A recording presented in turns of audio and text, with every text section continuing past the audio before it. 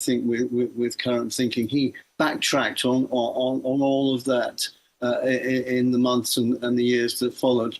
But that, I think, on the day before his funeral, to emphasise that, I think is unfair on late Pope Benedict. I think his contribution to the Catholic faith was huge. He reintroduced Latin Mass for Catholics, and he was dearly loved by the conservative wing of the Catholic faith. He opposed abortion very strongly. He was a conservative on euthanasia. He abhorred euthanasia, and he was very much in agreement with the celibacy of priests. So I think on balance, and I'm not a Catholic myself, but as an objective observer, I would say that on balance, his contribution to the Catholic faith, the stability that he brought to the Catholic faith, outweighs some of the missteps that he made and he backtracked on later in his life. Well, thank you, John. Above everything else, he was also regarded as a Green Pope because of his support for environmentalism. Thank you very much. And let's not also forget, John, that he admitted to providing false information at the German inquiry into sexual abuse. Let's not also forget that part of those missteps you talked about. The leader of Pan-Nigerian Niger Delta Forum, Edwin Clark, has endorsed Labour Party's Peter Obi for president. The elder statesman explained that Obi has shown commitment to resolve challenges in the Niger Delta region. Clark said it was the turn of the South to produce an ex-president after 8 years of President Muhammadu Buhari, who's a northerner. Clark's endorsement comes a few days after former President Olusegun Obasanjo also endorsed Obi. And also Benue State Governor Samuel Ortom has backed former President Olusegun Obasanjo's endorsement of Labour Party's Peter Obi for presidential election. Ortom says that he would have left Obi's campaign across the country if he is not a member of the People's Democratic Party. Ortom says he recommends Peter Obi as the man who has the capacity to tackle the economic security and other challenges facing the country. Ayo, you're taking this. Oh, interesting. And we did expect this, didn't we, Rufai, in terms of the days and weeks leading to March to February 25 being very interesting. This is the much anticipated January, particularly from Governor Nyesom Wike and the G5 governors. And so first of all, let me just say that Mr. Edwin Clark saying that he was endorsing Peter Obi in the spirit of fairness doesn't come much as a surprise, as a number of South leaders have said that it is only fair to bring the presidency to the South, since we've been under the tenure of a Northern president for the last 8 years this year. But let me move to the governor of Benue State's comment and endorsement. So first of all, the year opened up with former President Olusegun Obasanjo writing a love letter, as I like to refer to it, to Nigerians, young Nigerians in particular, and the international community, fully endorsing the candidate of the Labour Party, Mr. Peter Obi. And now following that, Mr. Edwin Clark, Chief Edwin Clark, and now Governor Samuel Ortom.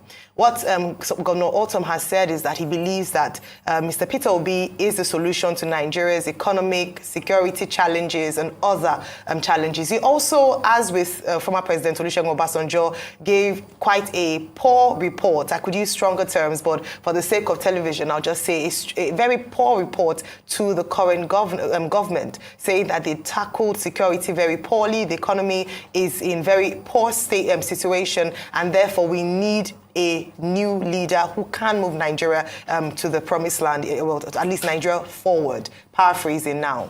Now, when you listen to Governor Samuel Ortom, who is a member of the G5 governors, made up of Governor Nyesom Wike of Rivers State, Governor Ifeanyi Egwayin, Governor Okezie Ekpeazu, Governor Seyi Makinde, and himself, you begin to wonder what the implication is. Remember, last week we had brought the reports that the G5 governors had gone to London, and that following their meeting in London, they were perhaps going to finally state who they were going to be supporting against against their own party's presidential candidate, Waziri Atiku Abubakar. Now that Governor Samuel Ortom has come out to say that he'll be supporting Mr. Peter Obi, it'll be interesting to see if this aligns with the views of the rest of the G5 governors.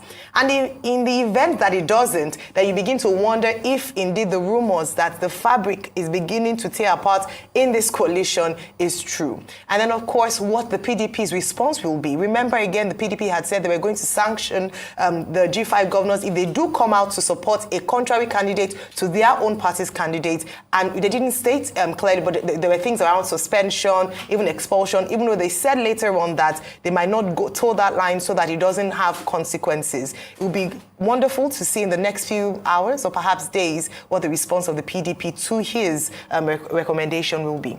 Dr. Batu? Okay. The endorsements keep coming in for Mr. Peter Obi, presidential candidate of the Labour Party, and his running mate, Dati. First, it was President Olusegun Obasanjo, just as the year was ending, who endorsed Peter Obi. Since then, we have had Governor Samuel Ortom of Benue State also saying he agrees in total with President Olusegun Obasanjo. There's also a report that former President, General Ibrahim Babangida, IBB, has also endorsed Peter Obi. And then yesterday, you have this 4-page statement by Chief Ike Clark, leader of the Pan-Niger Delta Forum and one of the prominent leaders in southern Nigeria. What are they all saying in all these statements? They are saying that they believe that Peter Obi has the character, the exposure, the experience, the vision to transform Nigeria. Well, Peter Obi himself says he wants to move Nigeria from consumption to production.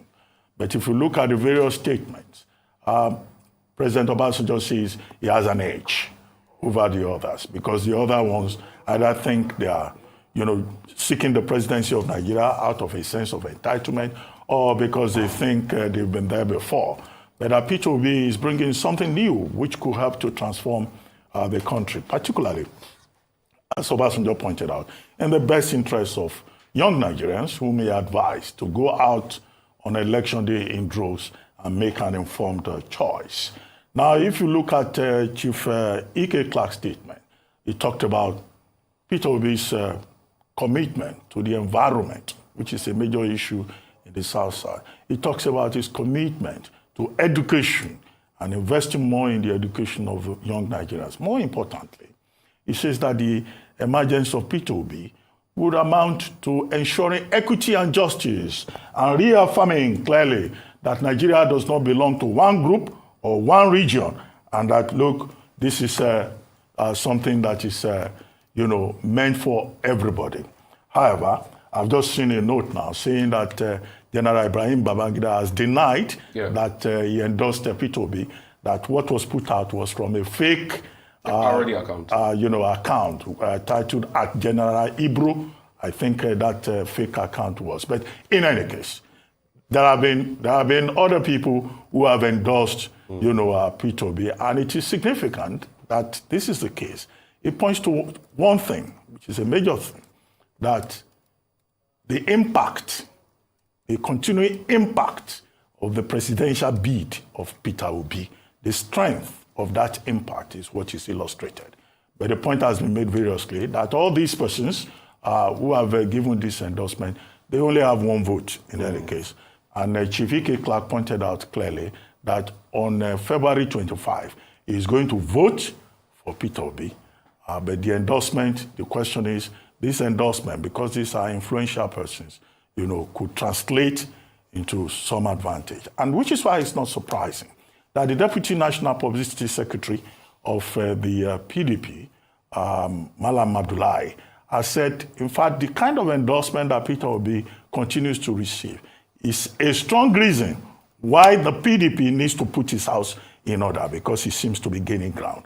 Yesterday, there was a meeting, a pre-Atiku rally meeting in Ibadan. It wasn't attended by the supporters of Seyi Makinde. Seyi Makinde himself was not there. Former Minister Jumoke Akinjide was there. Former Deputy Governor Chief Bolarumi was there. Wole Oyelese, I think, was also there.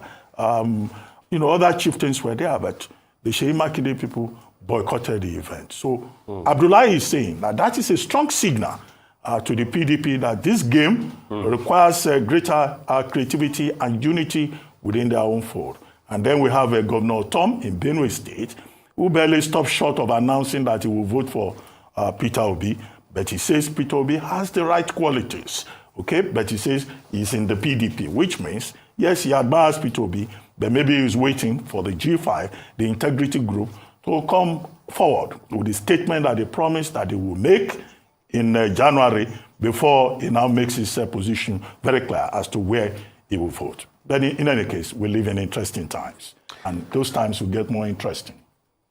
Those times definitely will get more interesting. One thing is certain. The same campaign of Peter Obi that some people said were 5 people tweeting in a room has gathered so much momentum now, and the endorsement has started to come in.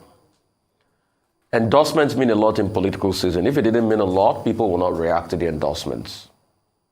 Hence, some people try to get endorsements. Even, let's not forget that Afenifere is broken down the middle now because of endorsements. Baya Adebajo endorsed Peter Obi, and then another Fashion endorsed Asiwaju Bola Ahmed Tinubu. So endorsements are important. And that's why when politicians try to undermine endorsements and say it doesn't mean anything, deep inside, in local parlance, it pains them when people get endorsed. You cannot deny the fact that this movement from Peter Obi has also, found favor with the likes of Samuel Ortom, where Peter Obi had visited many times in Benue State. It has also found favor with Chief Olusegun Obasanjo, which I hear that he even had a meeting with some Labour Party stakeholders recently again. But how would all of this play? The most important people in all of this is you, the Nigerian people. Have you gotten your PVC to be able to vote? And what are you voting on? You have to vote based on the issues. There are so many issues on ground. As we speak today, the president repeated yesterday again that he's trying so hard to beg the National Assembly to securitize Ways and Means, which is 22 trillion, at variance with the CBN Act. In fact, he even put a cherry on it by saying that if they don't securitize it, we'll have to pay 1.8 trillion in interest. Whoever emerges the president of Nigeria has issues, has problems to solve already. It's not going to be an easy ride. And that's why Nigerians must open their eyes and vote for the best and most competent candidates. It has to be said. Secondly, it also has to be stated that INEC must do everything possible to ensure people get their PVCs. There have been a lot of complaints of segregation as regards PVCs, and INEC must stand up.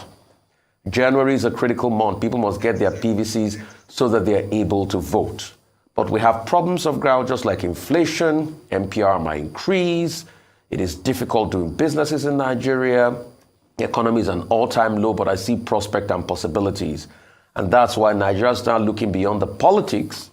And whoever becomes president, we must all come together and support that person, because these issues has to be solved. And good one clarification there by Dr. Abati as regards General Babangida. It has to be said, please, journalists should be careful of parody accounts this season. That was reported from a parody account, and a national daily, in fact, did carry the story from a parody account. That's even the more shocking part as regards General Babangida's endorsement. Let's be careful of parody accounts, especially. Thank you so much. That's all on News Headline. We'll take a short break now. I will return. We'll have Michael Wilson Rhodes to give us updates on global Africa business activity. Stay with us.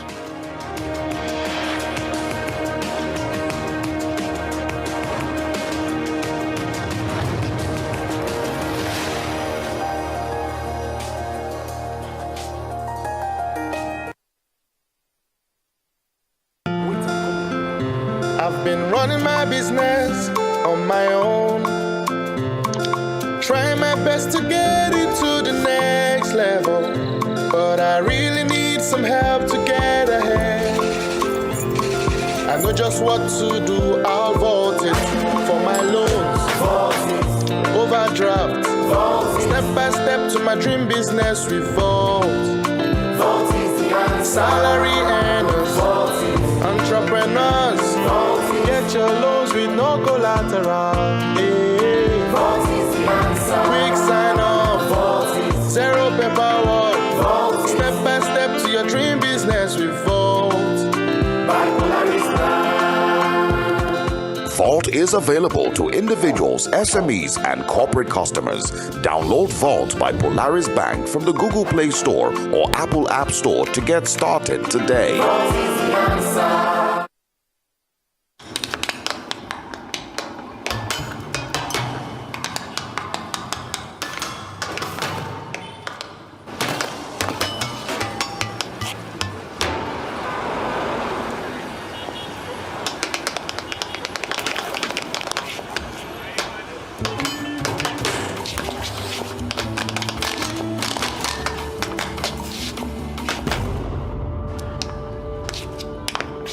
Feliz Navidad. Feliz Navidad. Feliz Navidad. Amazing. I wanna wish you a Merry Christmas. I wanna wish you a Merry Christmas. I wanna wish you a Merry Christmas. Glow wishes you a Merry Christmas.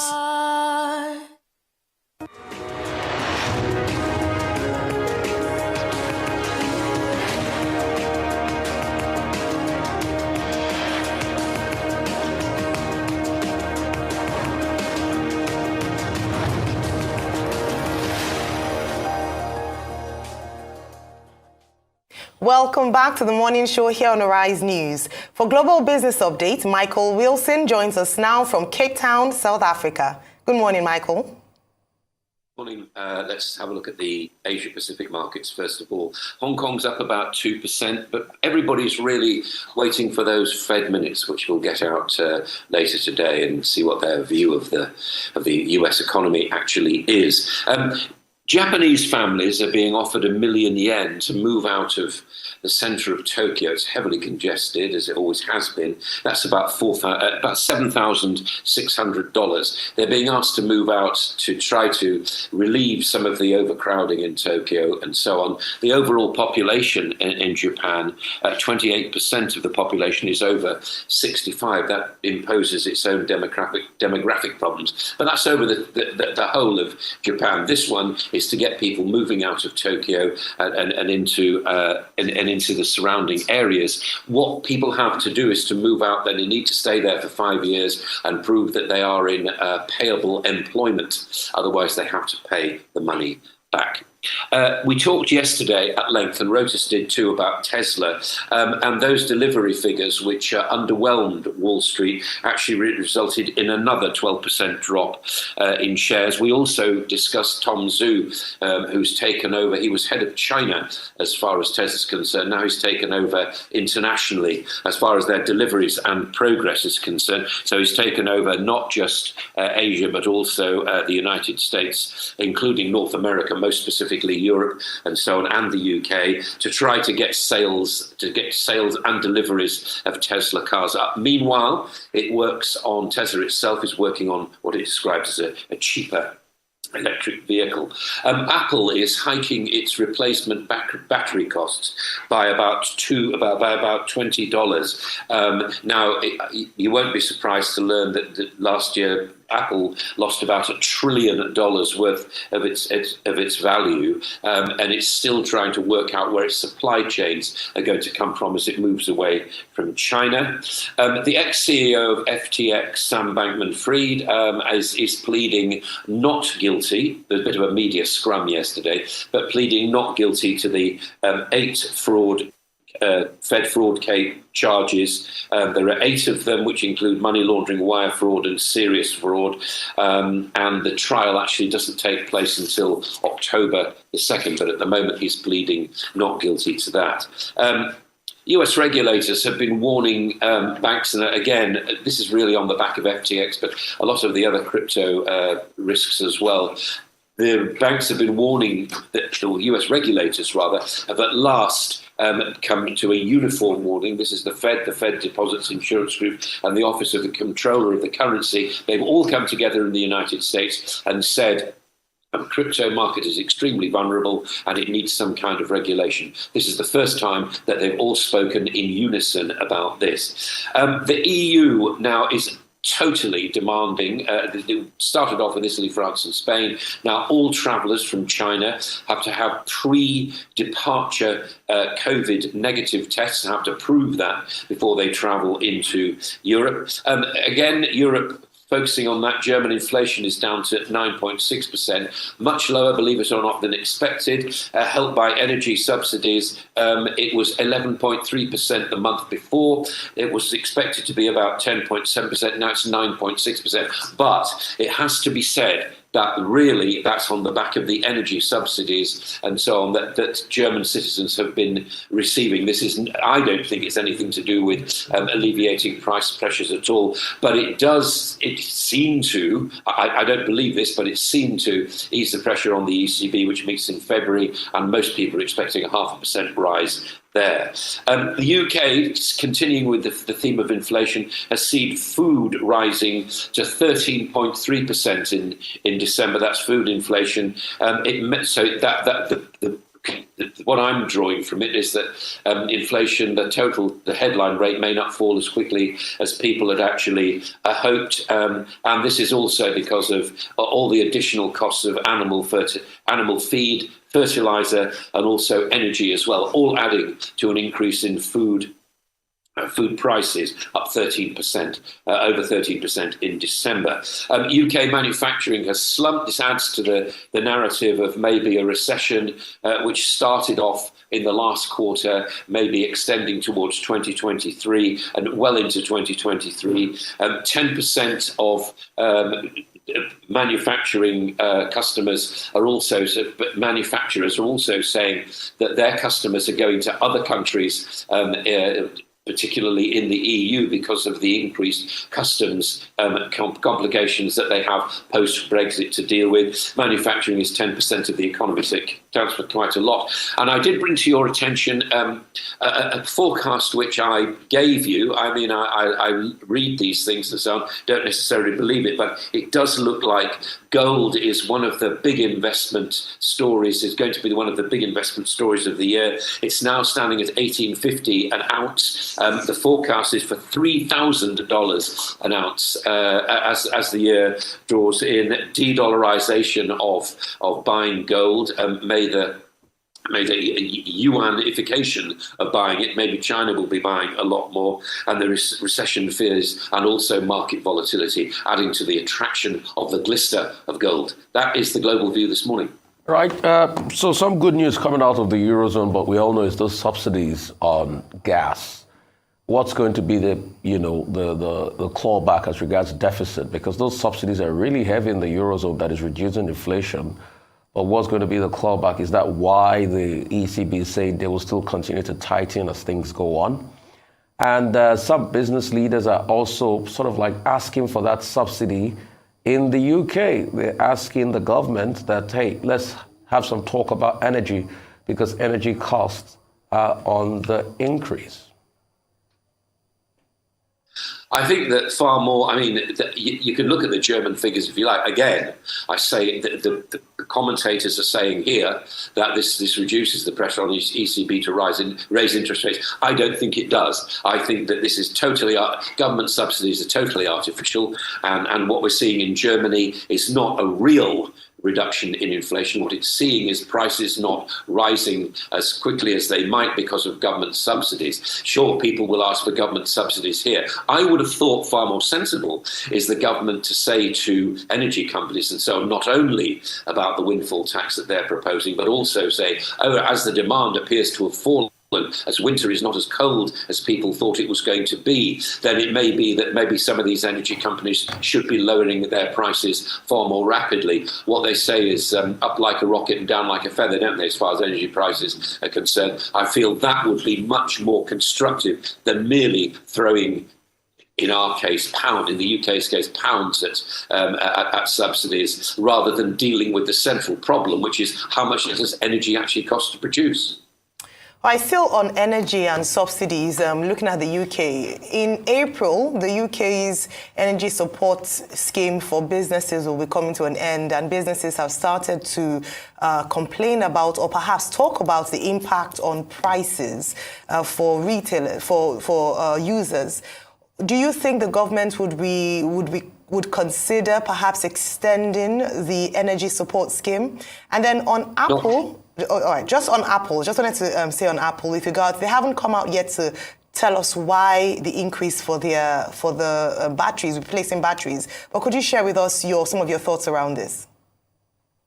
Okay, as far as Apple's concerned, no, they have. All they've said is that the components are that much more expensive. They've got a lot of things to worry about at the moment, and they are a big company, and they are also, are they not, trying to resource some of their supply into Vietnam and India away from China. So I feel as though what they're doing is protecting their present position. What it does is, though, it pushes people towards buying new phones rather than just sort of buying new batteries. I mean, this is the marketing part of what Apple are trying to do. I think it's if it were me, if I were a politician in the UK, which I'm not, I would be saying it's too early to work out whether that subsidy scheme should be extended, because we don't know what the price of energy is going to be in April. It does look as though whatever people are saying, that the price of oil is actually come down, the price of gas is absolutely is below what it is at is below pre-Ukraine war levels, and that's partly to do with gas storage being opened up, and it's also to do with a much unheralded kind of common view from the various nations within the EU. There have been complainants, no doubt about that, but generally speaking, the feeling, the anti-Russian feeling, and the way in which the energy market is coming together, and for those poorer countries getting help from the richer ones, is something which I wasn't expecting, but it seems to have happened. So, to answer your question, I would not be doing anything right now. I'd be waiting until I have a much clearer idea of what energy prices are actually going to be. Okay, let's start with gold. Gold generally has been on an incline since the beginning of November due to rising expectations and inflationary trends. But the optimism of the analysts that we're likely to record an explosive move for gold this year to the rate of about 20% is based on the assumption that the dollar will be weaker, that inflation will go up, and that perhaps maybe central banks, as they have been doing since November, buy more gold. Expand their gold reserves. Are these factors that the analysts have identified certain? Because although I know that you always say once the dollar is weak, people will rush and buy gold. That had been your position in the past. And then I saw Japan. Japan is paying families 1 million yen per child to leave Tokyo and go to the other 23 districts in the country. Well, that may diversify aging population. But how does that measure, how does it address Japan's need to increase its capacity for competitiveness and also its shrinking labor force, which will seem to be major priorities rather than moving people around? All leading economies will have to deal with the changing shape of their demographics, and this is one way of reducing the overcrowding. What Japan is not mentioning, of course, I did say that the total figure of people over 65 is about 20% of the population. What those authorities in Tokyo are not telling us is what proportion of those actually live in Tokyo. So anything that reduces the urban pressure, I don't know whether when you were last there, but I can tell you that it's a deeply overcrowded place, always has been, and it's simply unsustainable. What it also does, of course, is it pushes out people into less profitable areas and makes them work in those areas. So, I mean, from Tokyo's point of view, it seems to be quite a good idea. Whether it'll be taken up, who on earth knows? Would you want to move out of the centre of your capital city if your work actually took you to the capital city?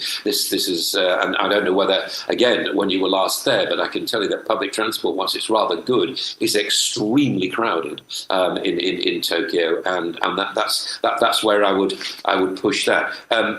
What was your other point? We talked about Tokyo. You were also gold. I mean, all that the forecasts appear to be based on. not so much dollar weakness, but maybe fewer payments in dollars, maybe more in yuan. All central banks have been buying it up, and they tend to buy it up for all the normal reasons, which is market volatility and as a proof against inflation. That's all we're seeing right now. But if you remember, in the middle and sort of latter part of last year, a lot of central banks, including the Fed, were talking about what they described. Do you remember this word? The transitory nature of inflation. Not so transitory. Hence the increase in gold. Well, thank you very much, Michael. Now, for business updates across the African continent, Rochus Udiri joins us. Good morning, Rochus. Good morning, Doctor. Good morning, Ayo. Good morning, Rufai. Hey, Happy New Year. Happy New Year to you, Rufai. Good to see you. Doctor, it's very interesting that you just ended with Michael Wilson on gold, because that takes us to the interview with the Minister of Mines and Steel, Mr. Degbite. You talked about a range of issues on the morning show. I wish every single minister in this country would come on this show to defend their portfolio and do it quarterly, not at the tail end of their administration. But there was so much that was discussed. I want to touch on the fact that Nigeria's Middle Belt has lithium deposits, and the minister was talking about how Tesla approached them back, was it August of last year, and they essentially rebuffed them because of a new policy. Let's take a listen. When we came in, I noticed that we were going the route of petroleum again, where we export the crude oil and then we bring in the refined product. So we started a process, engaged stakeholders. It took us over 2 years, but today it's an official policy of government. It was approved by council, where without beneficiation, you cannot export raw ore from Nigeria anymore. That's a major achievement, because that is what will create the jobs for us. We just don't want to be a raw material place. And I think it's already in the social media. In January, I was in Saudi Arabia, and the Tesla people approached us. They wanted to come and mine our lithium because our lithium is very rich. And I said, well, please, you're welcome. But we don't want you to come and mine the lithium. Come and build your battery factory here. Because the essence of mining is to make the battery. If you make the battery, then you can export it. But if you like, you come and assemble your vehicles here as well. So this again, so it was January, not even August, excuse me. So it was much further in the year. You had an opportunity to and you played my Tesla reports that I filed yesterday on their deliveries yesterday. They approached you because they know that we have these mineral resources and wanted to export them. And he's saying, look, on the face of it, the policy makes sense. We want to build local content. So you build your battery factory here, which means it's foreign direct investment. You will create jobs and employ people. However, do you know what it takes to build a battery factory in a particular location? You need power. You need security. Elon Musk, I remember when they built their gigafactory in Texas, he was complaining about taxes in California and so on. So they just moved over to Texas. They built a factory there because Texas has lower taxes. They have power. There are a number of things. Look at how much money Dangote has spent on his refinery. He had to build his own power source there. It was a significant investment, but he's a Nigerian. He's from here. For him, he can make that long-term investment. For a Tesla, for an Elon Musk and his people, there are other countries that have lithium deposits that can rival Nigeria. So if for him to say, okay, for your policy says I have to come and build a factory here and make this significant investment, there are risks. So I don't think the policy, while it has good intentions, considering that oil theft has reduced our revenues, considering that we are blessed with mineral resources, considering that the lithium, the battery making for electric vehicle industry is projected to be a multi-billion-dollar industry that is going to grow as countries move towards net zero and more environmentally friendly products.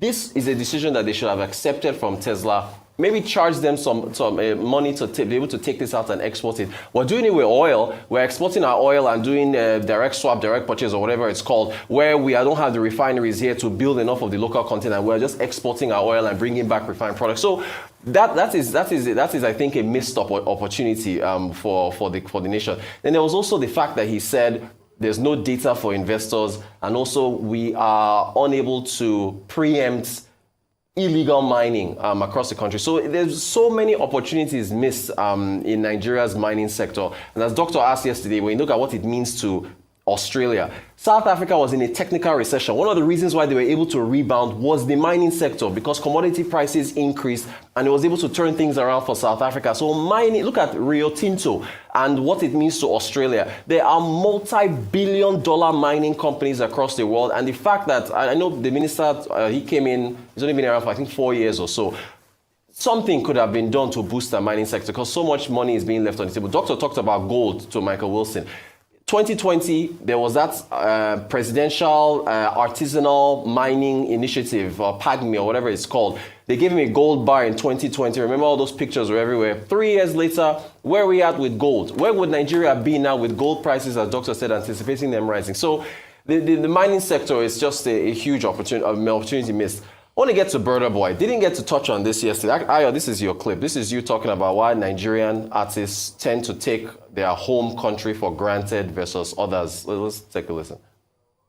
This is quite unfortunate because for a number of people who spoke about this, it is that consistently they've complained about how Nigerian artists who tour around the world and behave properly come home to Nigeria where they were possibly made or where they have this is their home. And his mom said famously at the Grammys that no matter where you go to, Africa is still home. So that much respect should be given to your homegrown fans and not act as if it's a favor or you're doing people a favor by coming home to come and perform, which his opening statement seemed like. Has anybody ever thought about this? Why is it that an artist, one of the biggest artists in the world, a number of them, as Ayo said in her comments yesterday on What's Trending, why would they take their own home country for granted? Has anyone sat down to think about that? Why? Let me show you something. If you Google Burna Boy 2023 concerts, you will see his shows lined up for the rest of this year. He's already set for the summer. This is in Paris. Let's go back to the Paris This is taking place at the La Défense Arena in Nanterre in France. Saturday, 20th May, 8 p.m. sharp. Already set. That's in May. In June, he already has a show lined up in London on the 3rd of June at the London Stadium, 5 p.m. sharp. Let me show you the ticket prices in France. Take a look at the floor plan. You'll look at this. At the top there it says floor, available 4 tickets. Prices start from $376. This is the black area where you see the seam, that's where the stage is set. And you've got all these different seats that, depending on your proximity to the stage and your line of sight, that's how ticket price goes. This is 300, convert 376 at 740. That's almost 300,000 naira. Yeah. There's another one, wait, it gets better. These ones are available for $625 to see Burna Boy in France. France has a $3 trillion economy. Per capita GDP there is about $44,000, as opposed to a Nigeria where you're a $440 million economy, your per capita GDP is barely $2,000. Burna Boy, he dares not go to France and go and tell them there that I'm doing you a favor by coming. Our lack of purchasing power, in fact, in his, I don't know if you played his statements or you read his statements on What's Trending yesterday, where he said that infrastructure deficit was the reason why he was late. They couldn't handle his sound. He now sent out a call to investors saying, I'm going to build the necessary infrastructure. Can you imagine an artist saying that he's going to build his own infrastructure to be able to perform to like? So when you look at a Thames, when you look at a Wizkid, when you look at a Burna Boy and all these artists, they tour around the world, yet they do not tour here. They only come and play maybe Easter, maybe Christmas, and then there's this attitude they have to where it's like, I'm coming home. They're not able to make enough money here when they should be able to. Think about the O2 Arena and the duality where you can have a sports event there. You can also have a concert. We have lost out, like we've lost out in mining. Our entertainment sector has lost out, where our own artists are basically foreign artists. Did we not talk about GDP here? Where we looked at the GDP contributions to the entertainment sector is less than 0.1%. So, you know, if Wizkid made headlines 2 weeks ago by announcing that tickets in his shows now will now be free. Why should Wizkid come here and say that his shows are free? Is it because of patriotism or what? When you've got a massive population, and stadiums that should be able to handle these concerts. And think about the ecosystem around these concerts. You have people that can sell food, they can sell drinks, you can tax them, you can get all these things from these big concerts, but yet we are not able to profit on it. And you've got the biggest artist who is from Nigeria coming to make disrespectful statements because he just doesn't see the value in performing here. Finally, we end with South Africa. Today, January the 4th, fuel prices are coming down in South Africa. The regulatory authority has announced that. Why? One, the rand is strengthening. Two, oil prices are seeing them dip a bit with China opening up and the anticipation of higher demand. The strong currency, the rand, is the reason why they are paying less for fuel in South Africa, even though that is a deregulated country. And you know why the rand is threatening? Because minerals... Mining. Thank you, sir. Is strengthening. Thank you. You see, thank you. The Honorable Minister came here yesterday. That was a great interview. You guys, you grilled him. He tried his best to pick up. He didn't cut it for me. With all due respect. What is that? This country is rich. Rich See, country. Rotus, the 50s, the 60s, that's why I was pointing it out to him. I think we had the Nigerian Bitumen Corporation way back 1910 or 1912. We've been putting bitumen out. Columbites, tin in Jos. I mean, it's just... Jos was the hub because of mining. You had so much. Then coal, the Colliery mine. You remember the Iver Valley? Enugu is known as coal. Yeah. A lot of these prospects we can't do. Let me tell you something. When the minister kept on saying it takes investment, I was just looking and laughing. See, go to Guinea with the uncertainty in Guinea. As of 2017, the Chinese government, Google GDP of Guinea, I think it's about 10, 15 billion, less than 20 billion. Yeah. The Chinese government was ready to give Guinea a loan that is worth their GDP for their bauxite mine in Guinea. That's Guinea, where there's a lot of uncertainty in the system. Yeah. We are not ready. We've not put the structure. That's why the likes of... Have you ever seen the likes of Rio Tinto come into this market? Exactly. Have you ever seen the likes of BHP Billiton come into this market? It's just... And that's why I kept on saying, most of the things we are still doing now are the reforms since 2006 when I think Madam Ezekwesili was there. So we have not done anything. And that's why, you see, because we've not done anything, that's why people are coming to cash out with our mining sector. See how much they are stealing in smuggled gold. Yeah. The one they can estimate from the Ijebu-Jesha belt in Elisha alone is worth over $3 billion. And yet, mining is not putting anything to the economy. So the minister has to double up. Concerning Burna Boy, see, purchasing power parity is low. And that's why when we keep saying that this government has failed, Nigerians have become poorer, dollar was over 100 naira, over less than 200 many years ago, and now things have changed. They think we are lying. They say our mouth is smelling inflation. But inflation is the tax poor people pay because it creams off your wealth. Yeah. And that's why we say this thing President Buhari is doing now again, that is saying let's securitize ways and means, breaking the CBN Act because you want to pass the buck. Let's just ask them, what did they do with the 22 trillion loan at first? Probably because to pay salaries. Is that good? Is that good thinking? Nobody can tell you what that money was. The Japanese man will say, Yoi Shina, Yoi Kangai. Good thinking, good product. We are not Yoi Shinaing, we are not Yoi Kangaing. And now we want to break the CBN Act. Right, so when we see all of this, how can we have Burna Boy come perform here?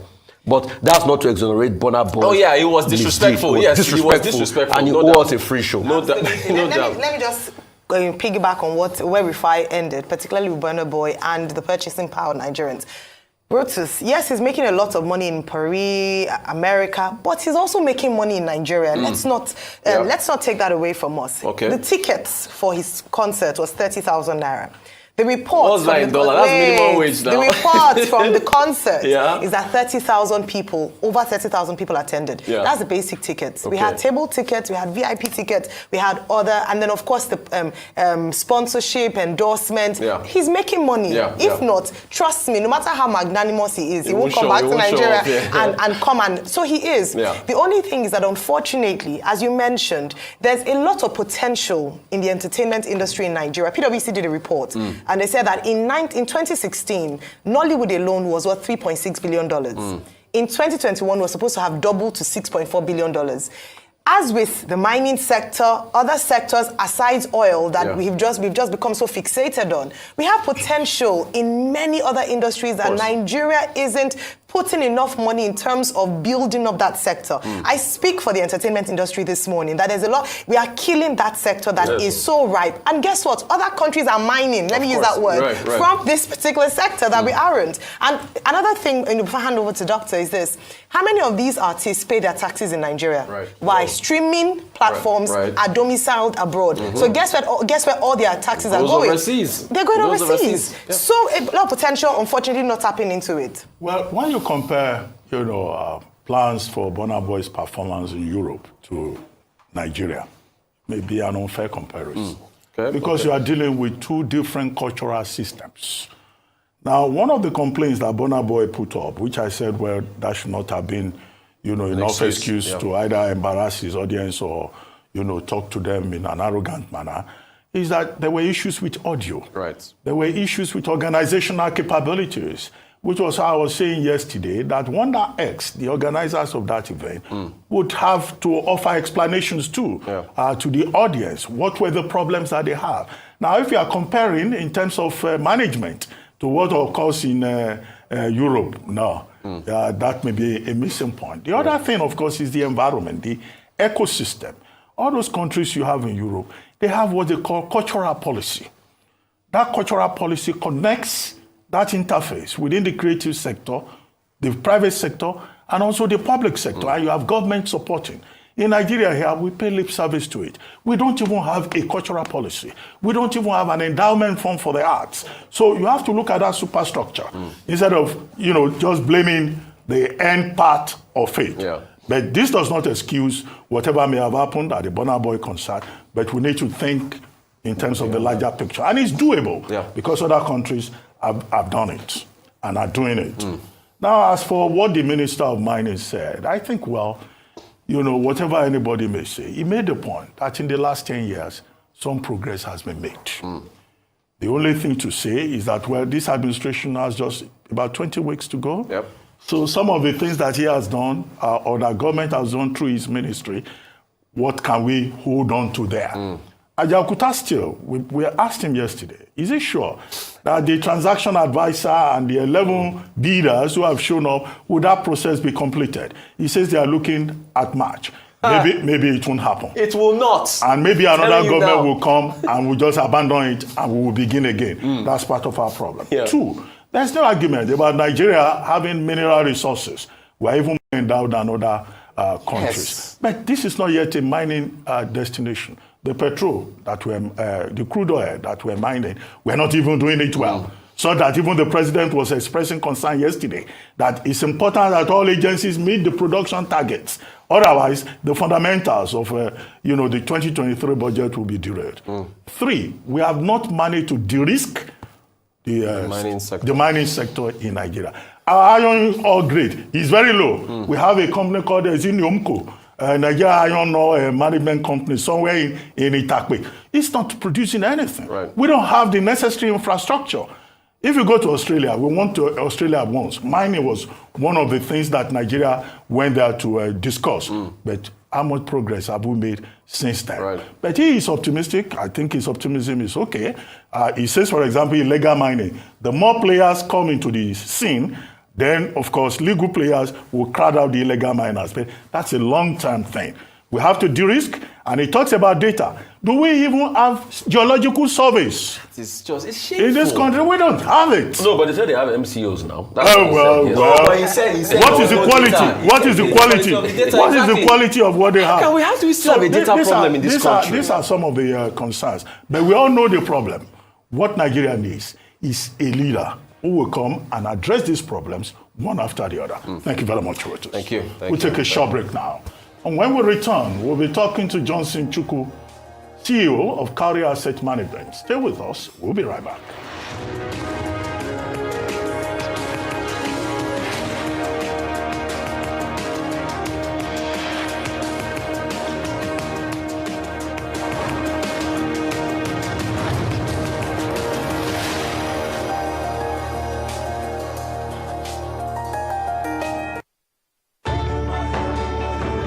As you adjust to the new realities for operating your business and engaging with your customers, let us help you transform your business into a digital powerhouse capable of adapting and taking advantage of today's opportunities.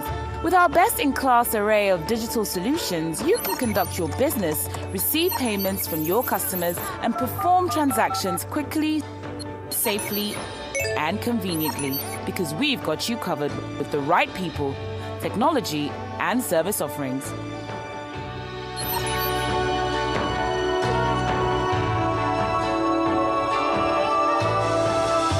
Contact us today and let us take your business to its zenith.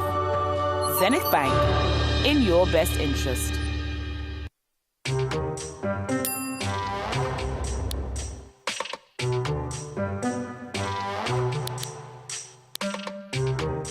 I'm about to serve better breakfast. If you're in Lagos, you need to see this. Your disappointment. I'm not just streaming content, I'm just escaping traffic. Get more data to enjoy exclusive content. Dial *141# now. Airtel, the smartphone network. My brother, my sister, do you know that winning an election is not only about getting the majority vote? For that your candidate to be declared winner of the election, he or she must secure 25% of the vote in 2/3 of all states, plus the FCT to be president, and 25% of the vote in 2/3 of all local governments of a state to be governor. This is constitutional, and every presidential candidate has had to pass this threshold.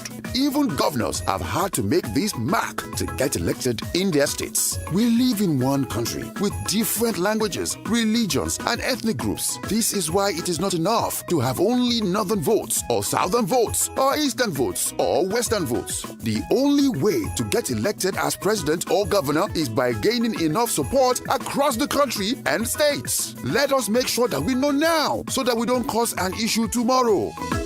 This message is brought to you by the Center for Democracy and Development, CDD, with support from the Foreign, Commonwealth and Development Office, FCDO.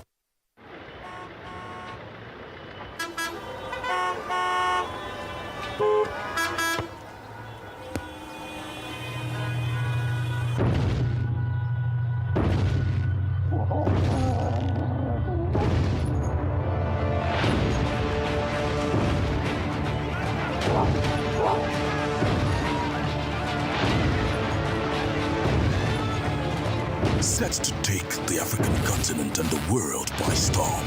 They are giants in every sense of the word, and they will bring entertainment that's just as big. Don't miss the first ever season of Big Brother Titans with two African giants, Naija and Nsamse, under Biggie's roof together. Big Brother Titans starts on Sunday, 15th of January on DSTV 198, GoTV 29, and Africa Magic. Headline sponsor, Bamboo, Flutterwave, and Lotto Star.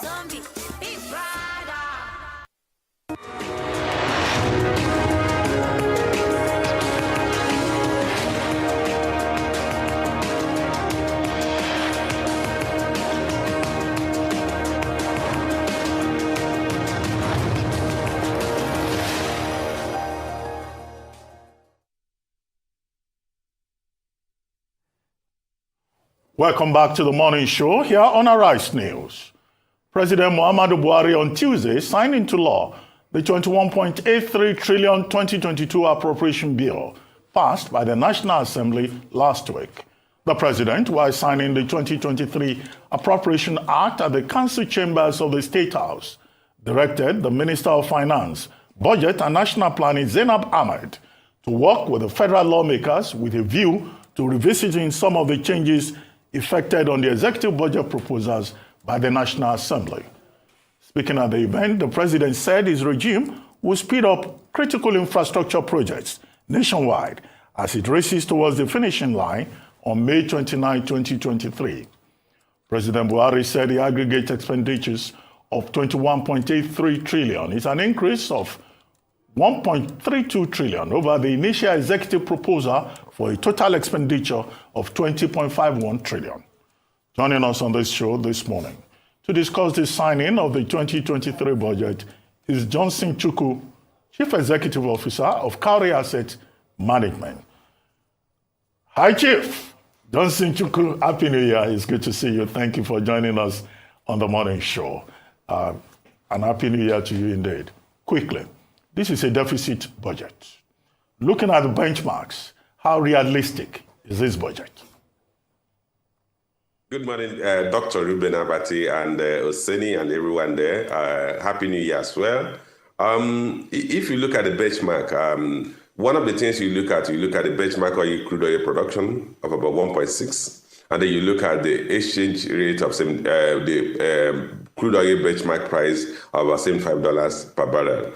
I think if you're starting from the crude assumptions, oil assumptions, a crude benchmark of $75 per barrel is feasible, given the current global macroeconomic environment, given the fact that China is reopening its lockdown as a result of COVID, and therefore it's expected that demand for energy will increase further. Of course, we still are dealing with the issue, the war between Russia and Ukraine, and the decision of the Western countries to put a price cap on Russian seaborne crude. So these factors will ensure that crude oil price remains elevated in the current year. But the problem will be the crude volume. The best we've seen is that the NNPC and other agencies of government announced that the crude production has gone back to about 1.2 million barrels a day. But that, for you to be talking about 1.6 million barrels a day average, for me, is very optimistic. I don't see how the measure taken by the government will lead to an increase of more than 60% in crude production over the entire year. Because when you talk of a crude benchmark volume, you are talking of daily. What that means is that even if you have a shorting, that subsequent productions will compensate for that shorting. And I don't see that are feasible. So what we may end up is that we may have a budget expectation that we will meet the budgeted crude price, but in terms of volume, we're going to have a negative volume variance. That's as it relates to the crude price. Then the other elements of government revenue, independent sources, taxes, and other revenues, I also think may be optimistic. Granted that tax revenues have remained strong in the past couple of years, in the past 2 years, but even at that, a further increment in that may not be feasible, because beyond the financial services sector that has shown good performance in the third quarter of this year, last year, other sectors may struggle. The manufacturing sector, if you look at the GDP report, you realize that the third quarter GDP, the manufacturing sector is beginning to struggle because of increase in cost of doing business, increase in energy cost, increase in cost of funding. So in terms of tax revenue, government may be over budgeting when we expect that we're going to achieve this current projected tax revenue. But all in all, the government has never achieved its projected revenue budget in the past 4 or 5 years. And we continue to increase that, irrespective of the fact that increasing it only gives us an incentive to increase the expenditure, which will have increased to about 21.8 trillion naira. And we end up with increasing budget deficit, which is putting a lot of pressure on our debt service, because we are ballooning our debt, our debt, national debt. Thank you. I'm glad you ended on the budget deficit and the implications of local and international debt. I'd like you to speak more a bit on this. Over 12, let me get the exact figure now, in terms of the deficit amount, 12.1 trillion naira budget deficit. And the president has said that, and the Minister of Finance has said that this will be financed by a number of things, including more borrowings. What's your take on this? You know, the issue of budget deficit has actually become a major problem for the country, and the government seems to not recognize that. And that's why they have continued to approach the fiscal planning and fiscal framework of the country the way they have adopted over the years. If you talk of a budget deficit of 12 trillion naira, today we are talking of a budget deficit, a national debt of more than 22 trillion. So if you continue to balloon creating additional borrowing by the federal government, what you end up doing is that you are going to crowd two things. You crowd out the private sector from borrowing, but most importantly, you impose a debt service obligation that will be difficult to meet in future. Today, Ghana, our next door neighbor, is going through some difficulties. It's exactly what happened to them. When they continued to balloon their borrowing, hoping that the revenue from those infrastructure they were building will compensate for the increased debt service obligation. It didn't happen. Today, Ghana had defaulted on local debt. Ghana is also defaulting on international debt. We are pushing this country to that same situation because as it stands today, our debt service to revenue, even if you use the budget figures, government is budgeting about more than 6 trillion in debt service. Total revenue is less than 10 trillion. So our debt service to revenue is already in the region of 70-80% based on budget. But in terms of reality, the actual figures, debt service to revenue is approaching 100%. So if you have to use 100% of your total revenue to service debt, then you're already in a debt trap, because you don't have the cash flow to even pay back the debt that mature. And then you have to continue to borrow to implement every other thing. If the government has actually realized some of us have cried ourselves dry, and we have said this, some of the expenses of the government are discretionary. Let's do away with those discretionary expenses. The issue of subsidy payment. If you look at even if you implement a subsidy payment for the first half of the year, we're going to spend about 3.3 trillion on that expenditure alone. That does not add any value, any economic value to the country. Then you look at capital expenditure. The government originally budgeted about 5.35 trillion naira for capital expenditure. And my position is that if you are going to borrow every kobo that you spend on capital expenditure, why don't you outsource it to the private sector? If you actually have a proper framework, legal and commercial framework, you will attract private sector investment in some of these commercially viable infrastructure that we don't have to burden the government with the debt of that funding that infrastructure as well as the debt service. The critical reason for this is this: the government is not a very efficient user of economic resources. Private sector is known to achieve more value for money when it comes to investment. Government investment, there are a lot of leakages, and we're going to eliminate that. Private sector will build this infrastructure at the cheaper cost and at the more efficient rate. They will achieve a completion time faster than the government will do. And that will save the government about under 5.35 trillion naira. And government will focus on critical social infrastructure, education, healthcare, security. That way, we're not going to borrow about 11 trillion naira. And if we continue this way, we are certainly going to go into a debt situation where we will not be able to service our debt. All right. So, Mr. Joseph, good to see you again. Are we not there already? Are we not there already? Because look at what the president said. And a lot of people have been missing what the president said. I'll repeat it.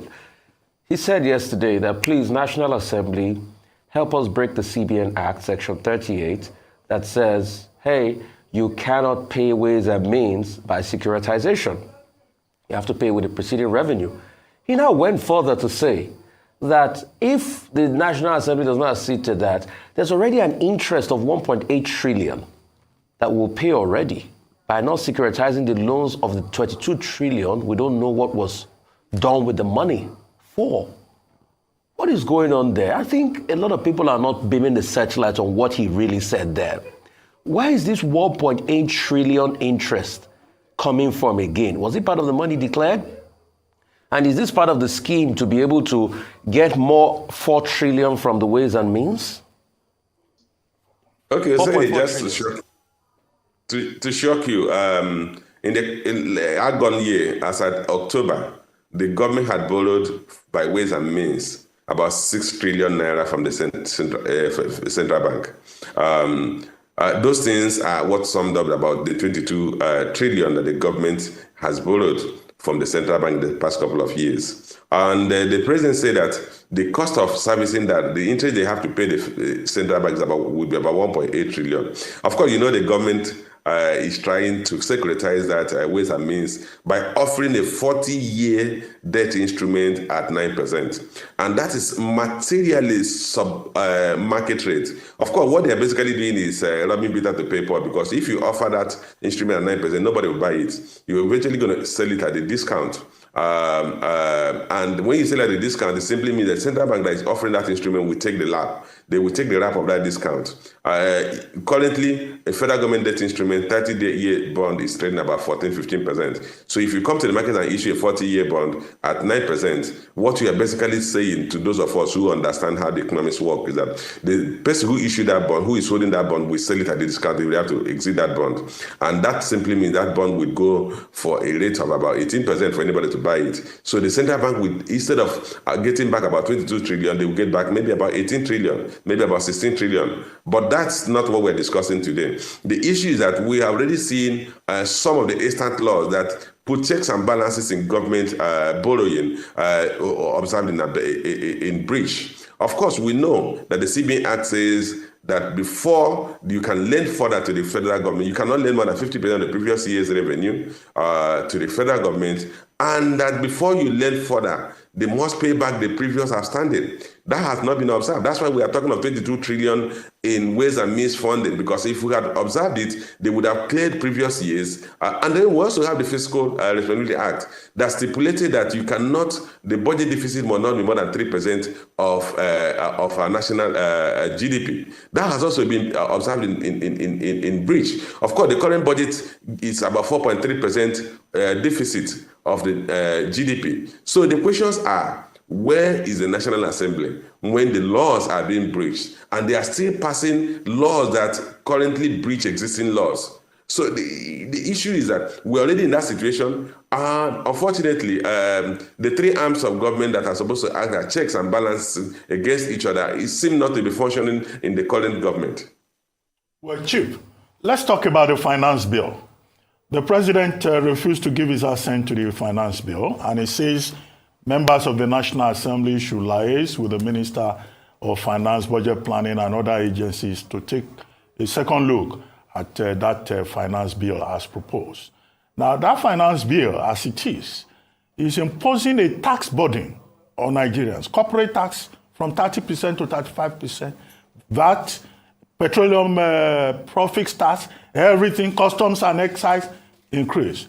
But the president is saying they should go and take a look at it. Shouldn't they just go back to the assembly? Because you will recall, Nigerians were not given the opportunity to make an input into that, into the consideration of that bill. The House of Reps gave a 3 weeks public hearing notice, but before the public hearing took place, they passed it. The Senate gave 24-hour notice on the 21st, 22nd. Immediately they passed the bill. Don't you think they should take that bill back to the drawing board? Because, you know, imposing a tax burden on Nigerians may not be the best way to go. I don't know what you think.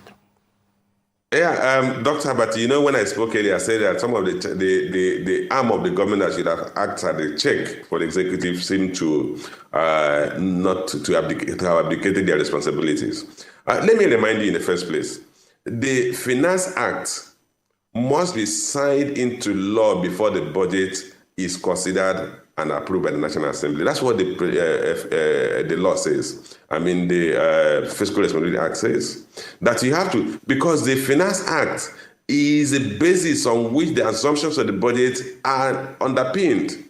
So if you have not passed, if the president refused to sign the Finance Act, on what basis are you passing the fiscal bill and then getting the president to sign it? So, because look at it, the basic assumptions that are embedded in the budget are taken from the Finance Act. The government projected revenue. So if you are projecting a revenue of X and the Finance Act has not been signed, on which basis the revenue should have been derived, why are you going to achieve the revenue? So what we are doing today is that we are just living by the day, hoping that some miracles will happen and the economy will bounce back. If we don't do the right things, no miracle will happen. Economies are not managed by miracles. The basic thing we are looking at today is that if you look at the Finance Act, like you pointed out, which the president has not signed, You are talking of an increase in corporate tax rate. I had mentioned earlier that the manufacturing sector is going to go through some difficulties this year. One of the factors that propelled the manufacturing sector last year and the preceding year was because of low cost of funds. Today, if you go to borrow from the banks, some banks have their base rate, their prime lending rate at above 20%. So how can the manufacturing sector that has a longer asset conversion cycle thrive? It seems today that the sector that is actually enjoying most, it seems to be the financial services sector, particularly the banking sector. So if that be the case, where are you going to derive all your taxes from the banking industry? The oil sector had, the oil and gas sector had a decline in the last quarter of this year, about 11%. So where would the income from oil sector is going to difficulty, the manufacturing sector is going through difficulties, even the telecommunications sector, apart from the boom in data services, would have also been in some difficulties. If you look at the key sector that drive the economy, you have the largest sector, which is the agricultural sector. Agricultural sector is not formalized, so they don't hardly pay taxes. There are just about two companies in agriculture that are quoted. The rest are informal, so you don't derive so much tax from a sector that contributes about 23% of the GDP. The second sectors are the ICT sector and the trade sector. The trade sector is also highly not formalized. Both two sectors account for about 15.3% of the GDP each. The trade sector is also highly not formalized. You want to increase tax, it's not going to affect most of them because many of them are not formalized and they don't pay appropriate corporate tax. So you are going to impose that tax on the telecommunication sector. Then the other sector is the manufacturing sector. And then you have the oil and gas sector. These six sectors account for more than 65% of the GDP or 70% of the GDP. Of these three sectors, only the finance sector, which accounts about 4% of the GDP, is thriving. I've not even mentioned among the five major sectors. So where are you going to derive this tax? What you end up doing is that you're going to overburden the few institutions that are viable and you're going to depress them further. And today we are seeing a decline in GDP growth rate. GDP growth rate declined from 3.5% to 2.25%. If you continue with this trajectory, you're going to see a further decline in GDP growth rate and at an economy that is still very fragile in terms of recovery.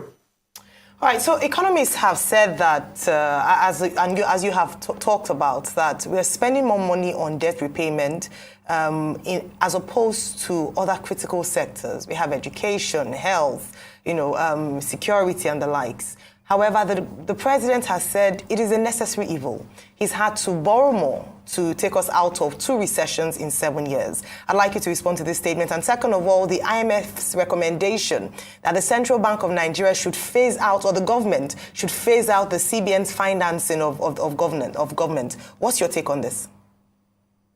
Okay, let's start from the aspect you just mentioned, the issue of phasing out CBN funding or financing of government. I did mention earlier that last year, as of October, the federal government had borrowed more than 6 trillion from the central bank, principally because of the structure of our fiscal framework. And we need to go to the root of the problem. When the government said they need to continue to borrow to be able to pull the country out of recession, the 2 recessions we've entered into. I had given an example of Ghana. Ghana's case is even that they borrowed to build infrastructure. In terms of infrastructural build, I mentioned that the private sector is more efficient in terms of infrastructural execution, in terms of cost, value for money, and time of completion. But government seem not to be considering that. As we continue to borrow and pile up debt, we are already at the point where debt service consumes the entire government budget revenue. Let's play with some figures. In the current year, the government will spend about 6.6 trillion naira on subsidy on petrol if we don't take out the subsidy by the end of June. If we take out the subsidy, we spend about 3.3 trillion. I expect that will even increase given the further depreciation of the local currency. But let's assume we just add 6.6 trillion naira to capital expenditure of about 5.8 trillion naira. You end up with more than 11 trillion naira. That's a budget deficit. So in effect, we could have eliminated the budget deficit by just addressing 2 items. If you are talking about over 6.6 trillion naira at debt service this year, by the time you bring in another 11 trillion naira deficit, you increase the federal government debt from about 42 trillion to about 54 trillion. So if you increase that, your entire debt service will increase beyond the 6 trillion. And that simply means you will be approaching maybe 9 trillion, which will completely, even with your budgeted figures, will wipe out whatever you have budgeted. And the approach is that we cannot continue in the same route and expect a different outcome.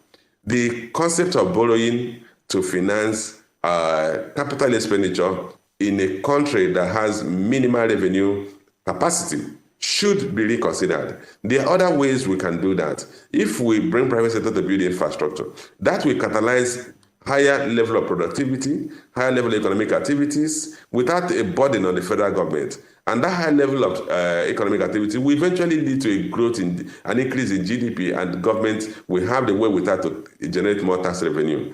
But what we're doing today, because when we say we are borrowing to fund infrastructure, what if you borrow 11 trillion and they spend 5.8 trillion on infrastructure? Can you genuinely and honestly say you borrowed to fund infrastructure when you spend less than 50% of borrowing to fund infrastructure? Can you reasonably say that? And I think the answer is simple no. So the government, my approach is that we need to, one, eliminate expenditure that are discretionary, that are avoidable, that are not critical to the well-being of the economy and the citizens. And two, and one of which is the issue of subsidy, the way we are presenting subsidy. The second thing is that we need to reappraise our approach to funding of infrastructure, capital budgets. We need to identify those that are commercially viable and concessioning the private sector investors to fund, while the government will focus on critical sectors like you mentioned. Education is very key, healthcare is very key, security is very key. If the government spends all their money to improve the quality of education, improve the access to education, and then improve security in the country and improve healthcare, they would have done the critical things, the heavy lifting we need to position the economy. Okay, real quickly, as we start to, wind things down, I want to talk about the fact that we are overburdening the manufacturing sector. The food and beverage sector has 22%, of the manufacturing sector, and this sugar tax that is about to overburden them. What do you say about this new sugar tax that is overburdening the manufacturing sector, the food and beverage sector? What I would say is that the government has been flapping its hand like a drowning person, trying to get revenue from wherever it can. The issue of tax on sweetened drinks has some social values, but the way the government has approached it is basically driven by revenue objective. Which, when you want to impose taxes on any sector of the economy, you have to weigh all the implications. Today, many of those operators are producing drinks that are not very sugary, you have zero sugar drinks, but taxes will be imposed on those things. So government should consider the benefit of extracting more tax and imposing more tax burden on this sector as against the revenue to generate from that tax. And as it stands today, the emphasis on let's just tax them, let's just get as much tax as we can. You want to impose tax on telecommunications consumption, you're imposing tax on drinks, carbonated drinks, you're imposing tax on increasing the corporate tax. You have increased recently the value-added tax by 50%. All these are burdening consumers whose purchasing power had been eroded by inflation and devaluation of the exchange rate. At the end of the day, we keep saying that Nigerians are getting poorer because part of it is imposed by government withdrawing the income that they should have had. One, we have worsened their consumption, their income by due to inflation. Disposable income due to inflation, exchange rate devaluation, and now you're imposing additional taxes on them in terms of consumption tax and even personal income tax. Well, on that note, Chief Johnson Chukwu would like to thank you very much for joining us on the morning show. As we now take a short break, and when we return, we'll be talking to Festus Keyamo, spokesperson for the Tinubu-Shettima Presidential Campaign Council. Stay with us. We'll be right back.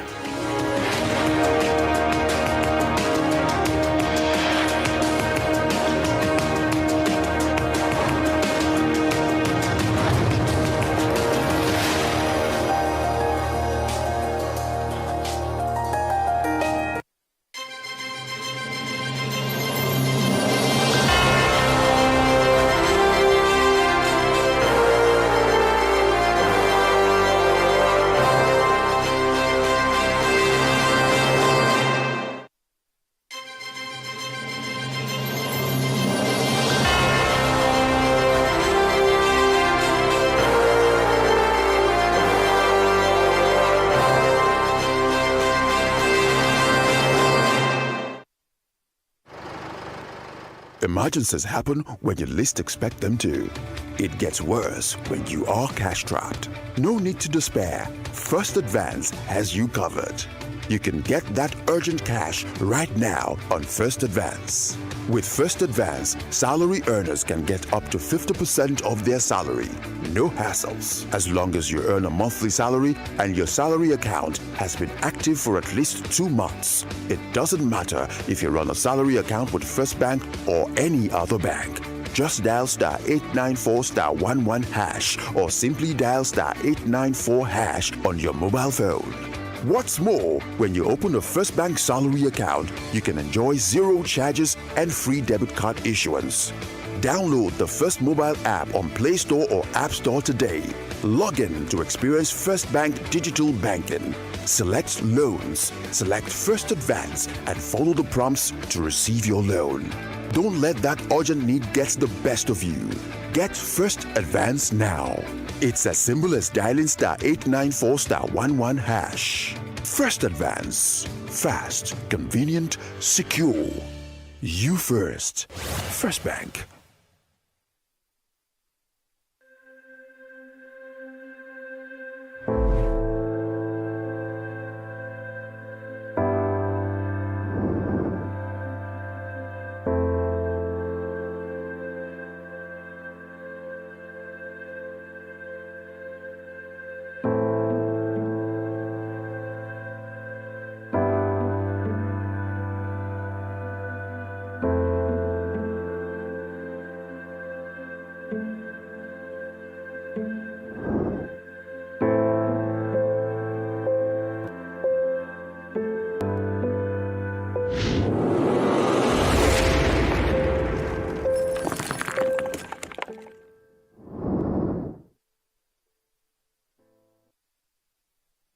This na Emeka. He like to dey keep money for her. As CBN deadline don dey near so. This one na wise Emeka. As he don hear say deadline dey near, he wan carry money go deposit for the right place with Access Bank. It's time to spread your wings and fly. Reach for the sky. Even if the bank too far, na to go to the nearest Access Closer agent. No carry last with your money o. Get up right now, right now. Money wey you deposit for Access Bank, na money wey go make your mind rest well well. Don't let the money spoil for your hand o. 10 million naira today, fit be 0 naira tomorrow. Oya o, Musa, Shade, Onyinye, carry your money go Access Bank or Access Closer agent wey near you.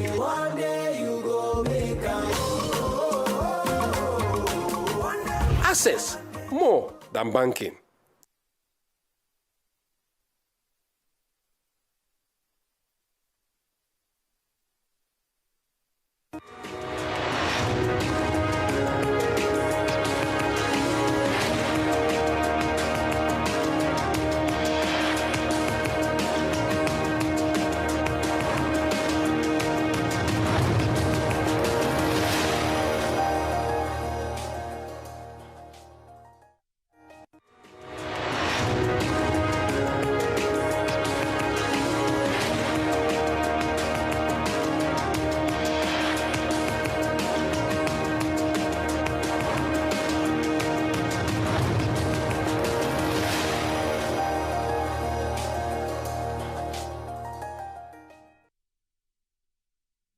Welcome back to the morning show here on Arise News.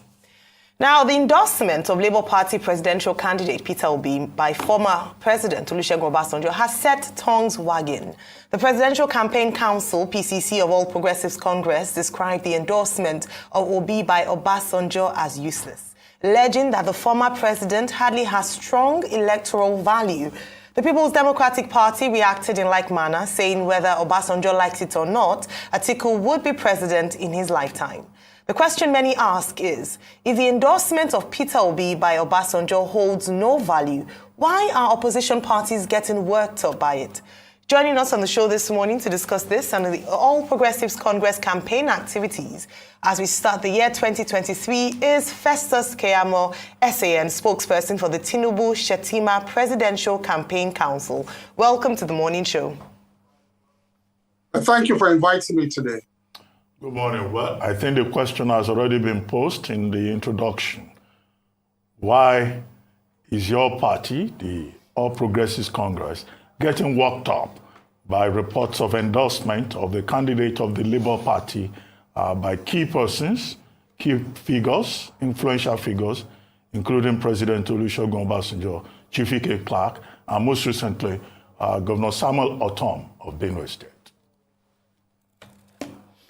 Well, it's if your interpretation of issuing simple statements and reacting to those endorsements and putting them in proper context, if those statements appear to you to be a sign of being worked up, then it's not true. You cannot say that once you react to such statements and then, of course, explain to the public why those endorsements may not have any effect on your candidates. That is not being worked up because this is a campaign season, and it's important that you don't allow anything to go unanswered because you never know those who may be influenced by such things. We understand that the much younger generation, they are the target of some of these endorsements. And some of us, you sitting down there who is an ace journalist and, a couple of your colleagues there, they should understand our trajectory, our history, more than the much younger generation. And they understand, of course, where we are coming from in this country. So you may not even need explanation, but the younger ones, the much younger ones, they need an explanation to let them know who these elders are, the roles they have played in our nation before, and why, of course, they should not listen to such endorsements. Because such endorsements, they come with some kind of stamp of sanctimony, okay? And the history of some of these leaders tell you that they are not as sanctimonious as they come across. So it's not being worked up, really, if you ask me, it's not. All right. So thank you for talking about track record, because a salient point that the former president made beyond his endorsement of the Labour Party's candidate is his assessment of this tenure under your party, the APC, and under which you also serve as Minister for State for Labour and Employment.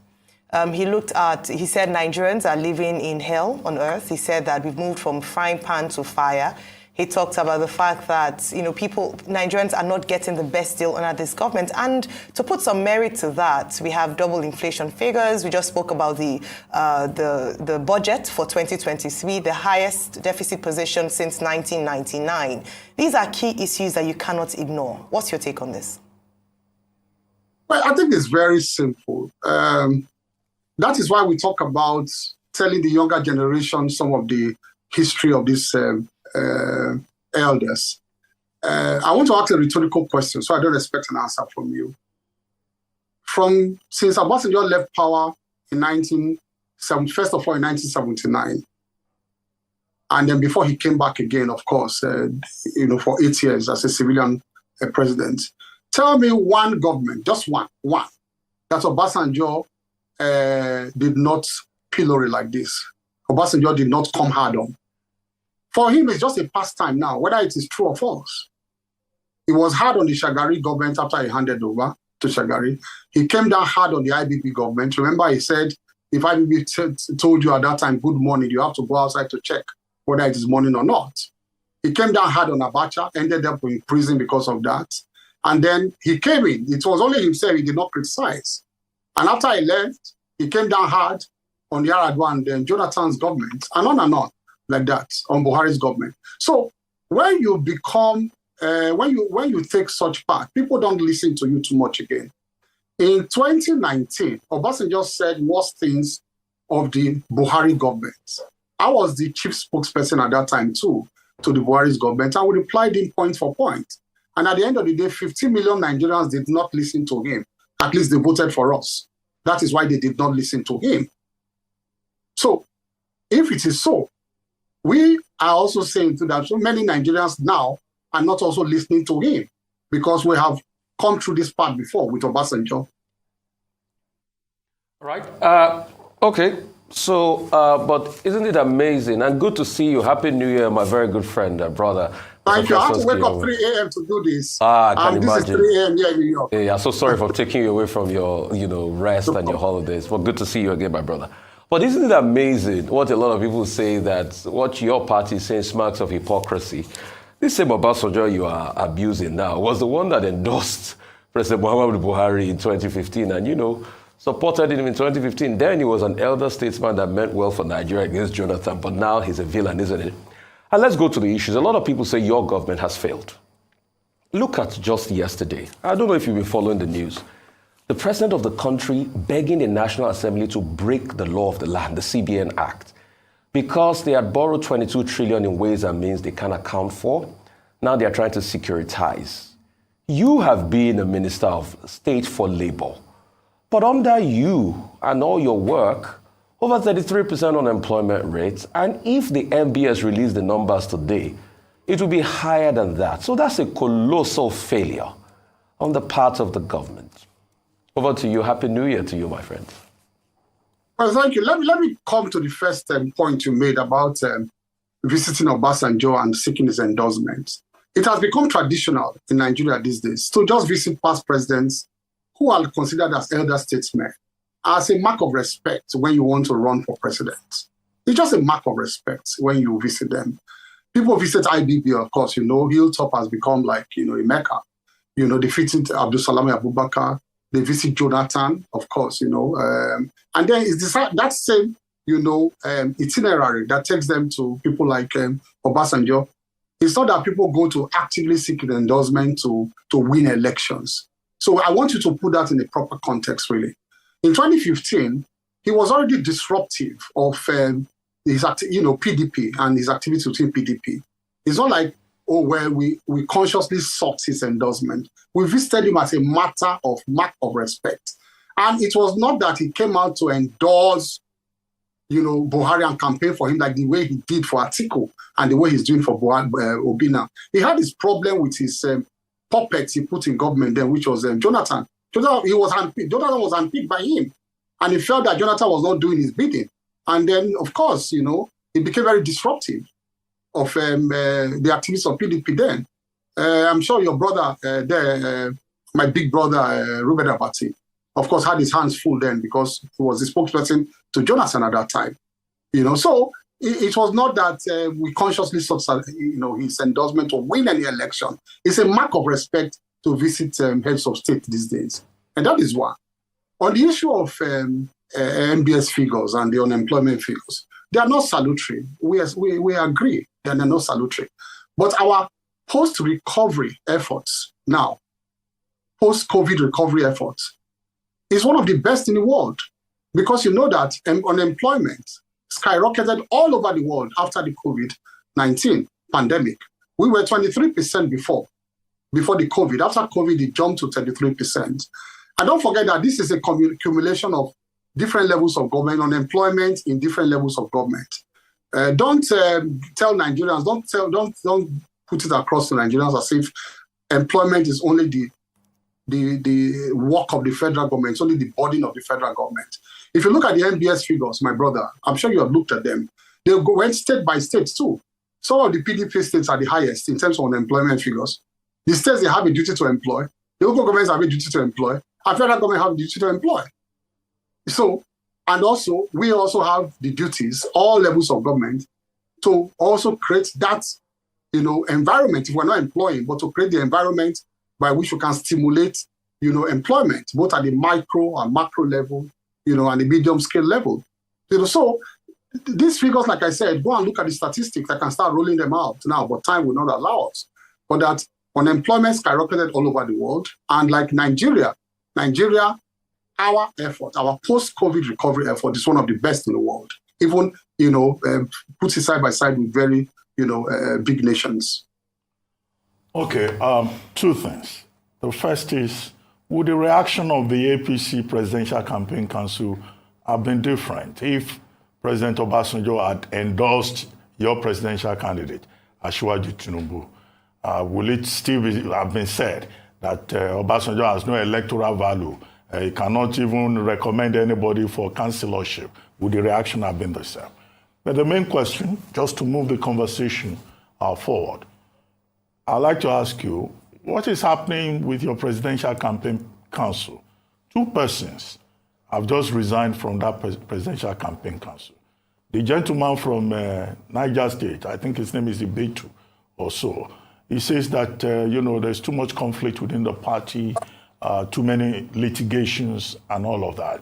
Then the second person from the Northeast said, look, he's disassociating himself and leaving the party because he does not think that your party has a credible candidate. He doesn't consider your presidential candidate, credible. Is this an indication of deeper crisis at this point? Just a few weeks to the election within the All Progressives Congress. Well, let me take the first one first about Obasanjo's endorsement and what our reactions would have been. Because we are more experienced politically, we wouldn't have been popping champagne the way our younger friends in Labour Party are popping champagne now, because they really don't know the political influence on some of these people. So if Obasanjo had endorsed us, we would have taken it in our stride, would have been happy. But of course, we will not rest our oars. We will not pop champagne. We will not dance to the streets like some of them are doing, as if they had won the election with Obasanjo's endorsement. We are going to come as to the general, influence of some of these endorsements after this. I guess we're going to come to that because I want to go into those deeper issues. So that's to answer the first, to react to the first comment you made. The second comment really is, remind me, you were saying about... about resignations. Yes. About resignations. Yes. Today, I also read in the news that there's a lot of disruption in PDP Katsina. A lot of people are leaving the party. So this has happened in local setting in parties within the country. It happens to all the parties. LP, Labour Party had some problems within their Labour Party too, here and there in different chapters. So these things are very local issues, local chapters of the party, and problems and contradictions and quarrels among party members. It happens. The only thing you look at as a politician is to see what is the influence of these people who are resigning, and what kind of influence would they have, brought to bear on our results and our, electoral fortunes within those states. Once we need every vote. So let me make it very clear that we regret to lose any member at all. We regret, yes, we do. But on the overall, at times we look at those who are left behind, those who are still there to steer the ship of the party. And once that we think we are confident that those people left behind are still worthy enough to carry our cause, we go home happy. But we are regret to lose them, no doubt. But like I said, these are things that happen during election season like this here and there, and it happens to all parties. And so it's nothing to celebrate. I saw a statement issued by PDP yesterday over the guy that resigned from Niger, and they were so gleeful. They were just issuing a statement. We have not done so in respect of all the problems happening within, the PDP. 5 governors revolting and say they won't campaign for their candidates, and all of that. We are just watching. We are not as excited as they were when just one person who is not even the leader of the party, who I don't think comes, within the first 10 hierarchy of the leaders of the party in the state, says he's resigning from the party. We're not as excited as they were, All right. Okay, thank you. I have 2 questions for you. One is to revisit the question I'd asked earlier, because in speaking to the merit of former President Olusegun Obasanjo's statement, you spoke about the credibility of him speaking, but not the issues that he talked about, which is the state of the economy, the plight of Nigerians. And so I'd just like to ask you directly, Mr. Festus Keyamo, are Nigerians in a better position now than they were when the president first came into office? Bearing in mind that despite how well you handled COVID is not the only marker of how well your government has done. And then the second thing is to speak about endorsement. So there were stories around the G5 governors of the PDP going to London and on that trip meeting with your presidential candidate, Asiwaju Bola Ahmed Tinubu. And they said that on this trip, there were conversations as to them supporting his presidential bid. I'd like you to speak to this. Is this false? Is this true? And then in the event that they do support your candidate, what would this mean for the APC? All right. The first one is about how well we have done. The simple answer is that we would have been in a worst case scenario right now, if not the efforts we made to steer the economy away from disaster. And I say this with all sense of seriousness, because I know some people may snigger at this and say, well, what am I saying? Because the normal things they hear on the social media and, the orthodox media, that they just throw figures at them. Rice was this before, rice is this now, tomatoes. I know these things are important to the ordinary persons. Don't forget, don't misquote me, they are. But sometimes they forget to tell them, the where we were when they handed over in 2015, how the economy was doing. Now, the PDP people will come and tell you all kinds of figures. The economy was the best in Africa and all of that. But despite that, and I mentioned it in another forum yesterday, despite that, all the people who served them in economic capacity, the Minister of Finance, CBN governors, Soludo, who is a governor now of Anambra State, Mohammed Sanusi, they were all very emphatic. And I want you to fact check me. They were emphatic that whoever wins the 2015 election was going to inherit a mess of an economy. They all said so. Okonjo-Iweala said we were headed for recession before they handed over to us. So what it means, therefore, is that I'm quoting from them that by their own Ipsy-Dixit, they knew they were handing over a mess to us. So the point now is that we would have been in a worst-case scenario now, if not for the deft way that President Muhammad Buhari handled the economy. Our sister countries around, many of them have collapsed entirely. Ghana has been declared bankrupt because we operated under the same, conditions. So I'm saying this with all sense of seriousness because the ordinary persons will not know. They just bandy figures at them and they get carried away at times or they get deceived. They are deceived by them. But despite all of this, my brothers and my sister there, despite all of this, we made tremendous progress in infrastructural development. So much that in 16 years of PDP, and despite all the monies they earned, they did not even get 10% of the kind of infrastructural development that we achieved with the paucity of funds and the harsh economic conditions that we inherited from the PDP. So that's a fact. So to answer you directly, we could have been in a worst case right now, worst case scenario right now. That's the fact. Then to go on to your next question,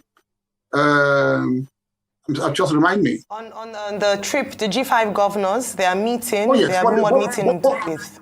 Both sides denied it. So let me start from that premise. Both sides denied it. But if they were to endorse us, it's going to be an additional pep to our projection. Because in election, you need everybody.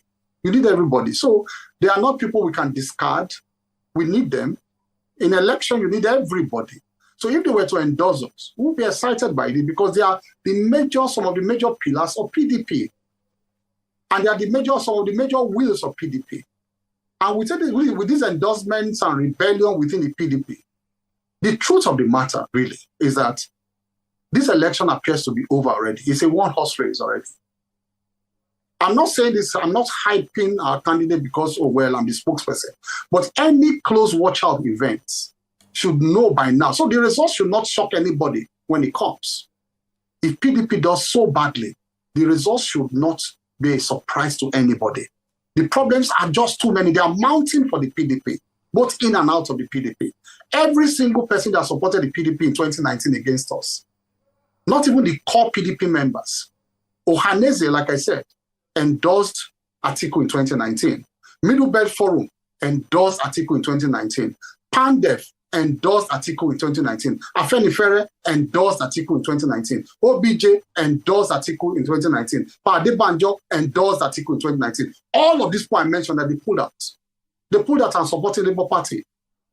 So when we said at the earlier part of this campaign that Peter Obi is the greatest weapon that Asiwaju has, that Tinubu has, people did not understand what we're saying. I can say it openly now because I know it's too late for him to pull out. I can say it openly. But Peter Obi is the biggest reason Asiwaju will win this election. And, on a lighter note, on the day of swearing in, I will beg that Peter Obi is given the front seat role on that day of swearing in. We sit near Asiwaju as his best friend. Okay. And the reason why he's being sworn in as president. Okay. Peter Obi should sit on the front row on that day. Okay. I mean, very good. But let's go back to the failures of the APC, which the wife of the president even confirmed by begging. But they are alleged failures. No. Don't use the word failures. Please. No. Mr. Kiamo, you asked for, let's pipe things down. We've been civil. Let's just continue this way. Let me finish talking. Now you are interrupting me, Mr. Kiamo. Let's keep things civil, all right? I'm just trying to. Mr. Kiamo, you see. I'm sure the world sees that you're the one interrupting me now. Let me finish my statement. Okay, go ahead. All right. The failures of the APC, which are too numerous to mention. One of the longest strike in recent times, ASU strike, the Japa syndrome, the poor economy, the fact that as Minister of Labor, we've not had employment for the people, youth unemployment on the high, the fact that you'll be leaving one of the biggest debt burden behind. So when you were saying in 2015, everybody knew that Nigeria was headed for dire straits, people are even more skeptical about the future after your government leaves because you've left so much debt behind, you've crippled the economy, you're trying to tax everybody, and you keep breaking the laws. You know what you're doing now? For the first time, you've signed in the budget, the president has signed in the budget, but he's not signed the finance bill. You are a lawyer. You know that's at variance with the laws on ground. He skipped that. So the failures keep mounting. I don't know how you're going to defend all of this litany of failures. Secondly, you say endorsements don't count the dime a dozen. They don't count so much, yes, and I believe you.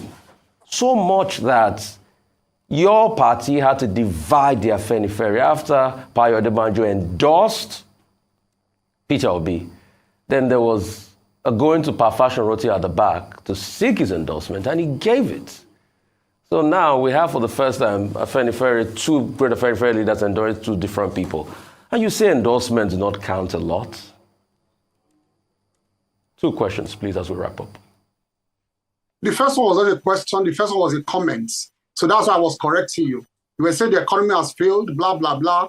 That was not a question. So I would prefer that we move this discussion out of this forum so you don't sit down there as a journalist. Move two of us as co-debaters to somewhere, and then we debate it, me and you. I was expecting that you were there to ask questions and not to debate with me. So next time, move this forum away from question-answer, move it to co-debater, because you are making statements, emphatic statements that I tell you I disagree with. You say the economy has failed, I disagree with you, because it has not failed. It has not failed because right now, like I said, we have one of the best recovery rates, and IMF has confirmed that. We came out of post-COVID better than and quicker than IMF projected. And I'm giving you facts. And when I give you facts at times, like I said earlier, when you have memorized something to pour out, you just keep pointing it out without taking note of the facts. I told you about the unemployment rate and the fact that multi-levels of government are involved, and it was all a worldwide issue post-COVID that is shut up. But you keep reporting the same issues. So I would prefer that we both go and debate somewhere instead of you asking me questions here. That is to answer you. That's to reply you on that, first of all. I disagree with you. And then you talk about the borrowing. The borrowing, people can easily see the infrastructure that we have built as a result of borrowing. And then, you know what? When people borrow you, we are credit-worthy. It means that they rate your economy so good that you can pay back. Because these are things that will reflect the economy. It's only by infrastructure you can reflect the economy, and the economy will do so well that we can pay back, these loans. Don't forget too that in Africa, our debt to GDP ratio is the best.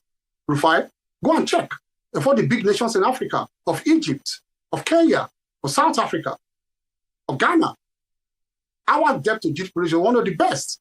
So if the world considered us credit worthy, and we have not, don't forget too, we have not also reached the IMF, ceiling of 55%. We're still doing about 25-30%. of our debt to GDP ratio. Other African countries are doing 80%, 90%, 70%, above the IMF, ceiling. So I disagree with you. Next time, move us to be co-debaters who will debate this issue.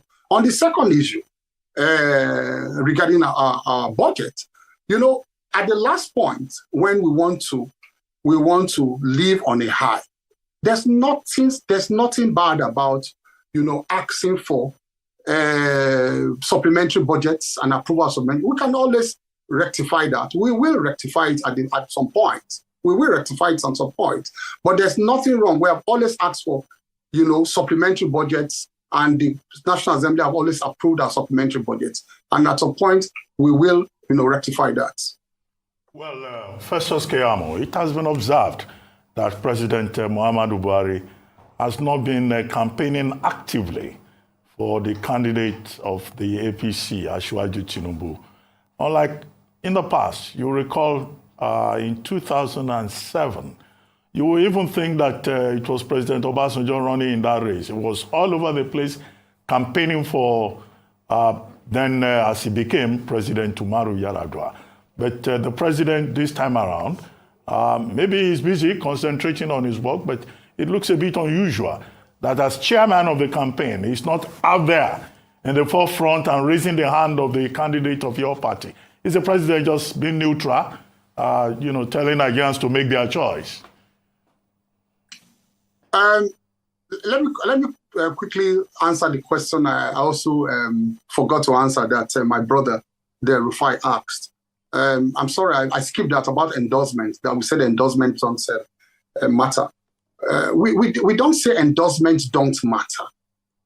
We only say that they may not carry the required, weight that many people, ascribe to those endorsements. And these ones in particular, these particular ones we're talking about, that did not affect us in 2019. Now, you said we went to divide Afenifere. That's an unfair comment. They're unfair because it is judgmental. You did not ask a question. You just made a judgmental comment that we went to divide Afenifere. That is really not fair. Everybody saw the events that played out.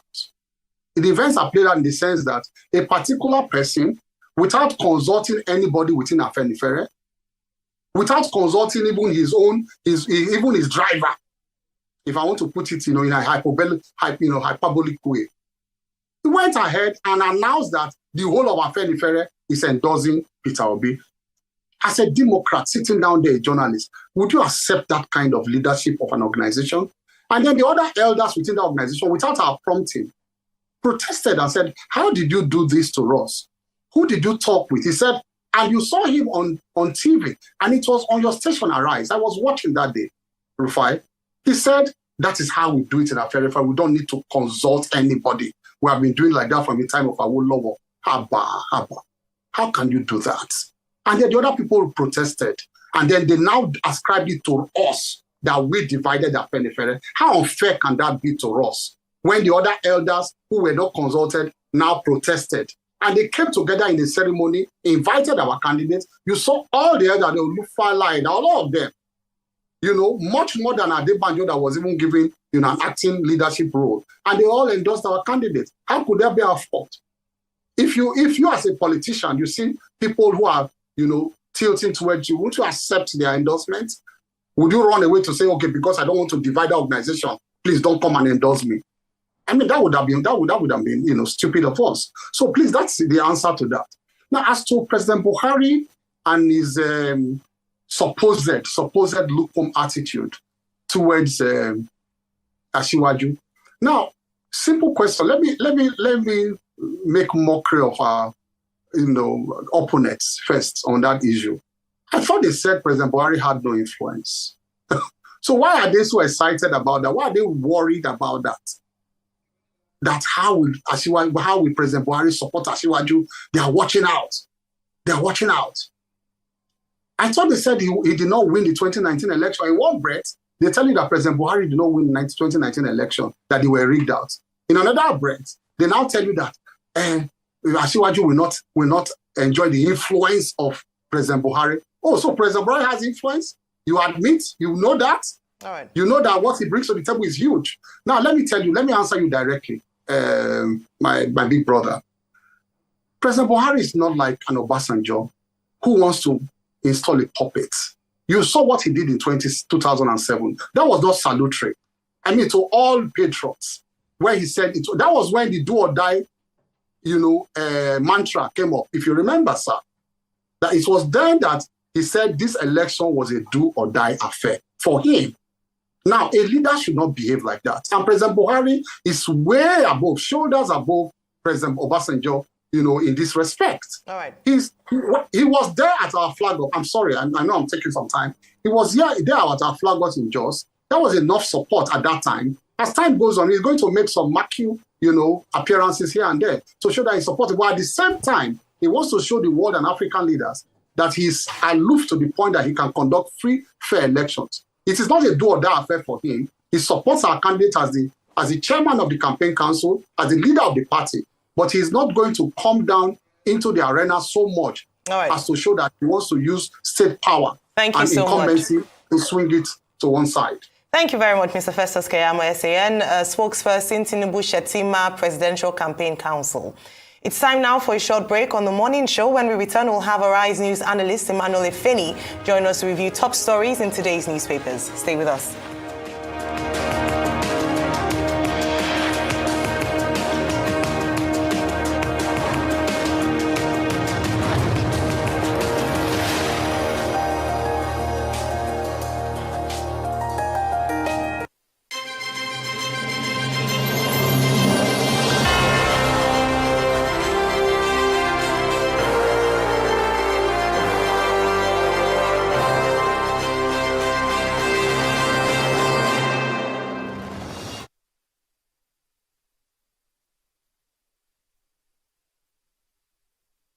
New Naira notes?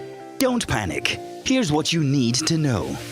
Ensure to make deposits of all old banknotes before January 31, 2023. To make the process seamless for you, all Fidelity Bank branches will be open till 6 p.m. on weekdays and 10 a.m. to 4 p.m. on Saturdays to allow for cash deposits only. Also, please note that bank charges on all cash deposits have been suspended by the CBN. However, charges shall still be applied on cash withdrawals. The new banknotes can be accessed at any Fidelity Bank branch nationwide from December 15, 2022. Old banknotes will remain in circulation till January 31, 2023, when they will cease to be legal tender, as directed by the CBN. For more inquiries, follow us on our social media channels or email us at true.serve@fidelitybank.ng. You can also call 0700 3035 489 or reach us on WhatsApp on 090 3000 5252. Thank you for banking with us. We are Fidelity. We keep our word. Introducing an all-time mega offer. Get over 50% discount in the Airtel Home Broadband mega offer. Buy a router for just 10,000 naira and get up to 240 gigabyte or a MiFi for 5,000 naira and get up to 125 gigabyte bonus data. More data, more you. Reliable home broadband buy. Airtel, the smartphone network. Getting together for the first time in years was a little bit awkward. Grandpa still tried to entertain us. Mom was always stealing the spotlight from the kids. It wasn't until Grandma cracked a joke That's my favorite prayer. that we got back into our groove. In this festive, DSTV is making family time even better with an upgrade. Stay connected to DSTV and we'll upgrade you to the next package for free.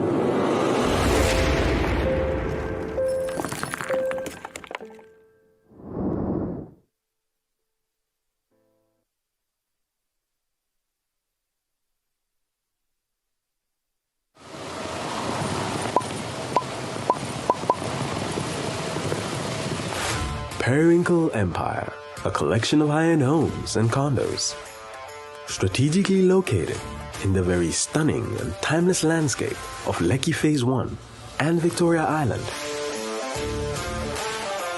Each development is deliberately crafted for ultimate comfort, with features and facilities to provide a lifetime of limitless convenience. A perfect choice for both investors and home buyers, these luxury towers merges comfort with your lifestyle. The ultimate live, work, and play.